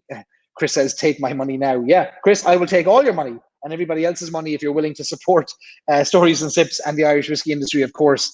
More of those are on the way. You'll take 4. Good idea, MP. I'll put you down for 4. Steve says, awesome. No, he wasn't paid or prompted. You know, what's interesting, as we've been working behind the scenes on Stories and Sips to figure out how do we help more people come together as a community? How do we bring more like-minded individuals together to meet each other? And great conversations and friendships have happened around Irish whiskey through Stories and Sips and through the Irish Whiskey Fans of America Facebook group. One of the observations was that the greatest moments have happened when people come together. So when we sell the tour glasses, we'll be selling them 2 at a time because you need 2 people to enjoy it together. And it's going to be a prompt to share your whiskey with somebody else. And I think that I know that so much of what we're doing moving forward will be about finding ways to connect. I'm not a whiskey reviewer. I'm not a whiskey expert. I don't spend my time just sharing the news of Irish whiskey. I like to keep you updated on what's happening, certainly. But my focus is maybe a little bit different than others online. My focus is 100% on finding ways to bring people together. We're going to do that in person soon. We're certainly doing it virtually. And eventually, we're going to do it in Ireland because we're going to go on Stories and Sips trips to Ireland. And I know that some of you are going to join me there too. Shane says, Stories and Sips, black turtlenecks, make it happen. You know, if there's an audience for it, if I can get a few people signing up for it, I might do a monogrammed black turtleneck. That could happen. It could absolutely happen. Stacey will take 2. Well, we'll get these 2 glasses into your hands as soon as possible. In the next few weeks, look out for them. I had a virtual meeting this morning with our brand team to talk about Stories and Sips and the new website and new events and opportunities that we're developing. And it's coming along really nicely. I'm really excited to share it and just bring more ways to you to connect with Irish whiskey and other Irish whiskey people. I'm going to find ways for the brands to interact with you too, to try and do more virtual tastings, more in-person tastings, more events together, maybe some private tasting events, things like that. So lots in the pipeline, and I'll be certainly asking for your opinions and your thoughts too over the coming weeks and months as we develop this. And I ask you really what it is you're interested in, and then I figure out a way to just do that. So that's what's going to happen. So thanks. Really, thank you for all your support. I'm blown away by the number of people that turn up here, and it's not just for me. It's for our great guests. And I'm under no illusion it's because you can't also go anywhere else. But hopefully you'll stick with me. I'll be doing this every Friday, even when the pubs open up, and we'll find ways to both support the pubs and support Irish whiskey. Peter Burke says his first show was Clonakilty, and now he's hooked. Great stuff. More from Clonakilty. We're talking about doing things with them in the future too. Stay tuned for that. Lots more coming. So until we chat again, perhaps in the Irish Whiskey Fans of America Facebook group, I'm going to sign off. 2 hours on the nose. Always wonder how I'm going to fill 2 hours, and miraculously it happens. There we go. Everybody stay safe, wash your hands, and drink plenty of Irish whiskey. I'll talk to you again next week.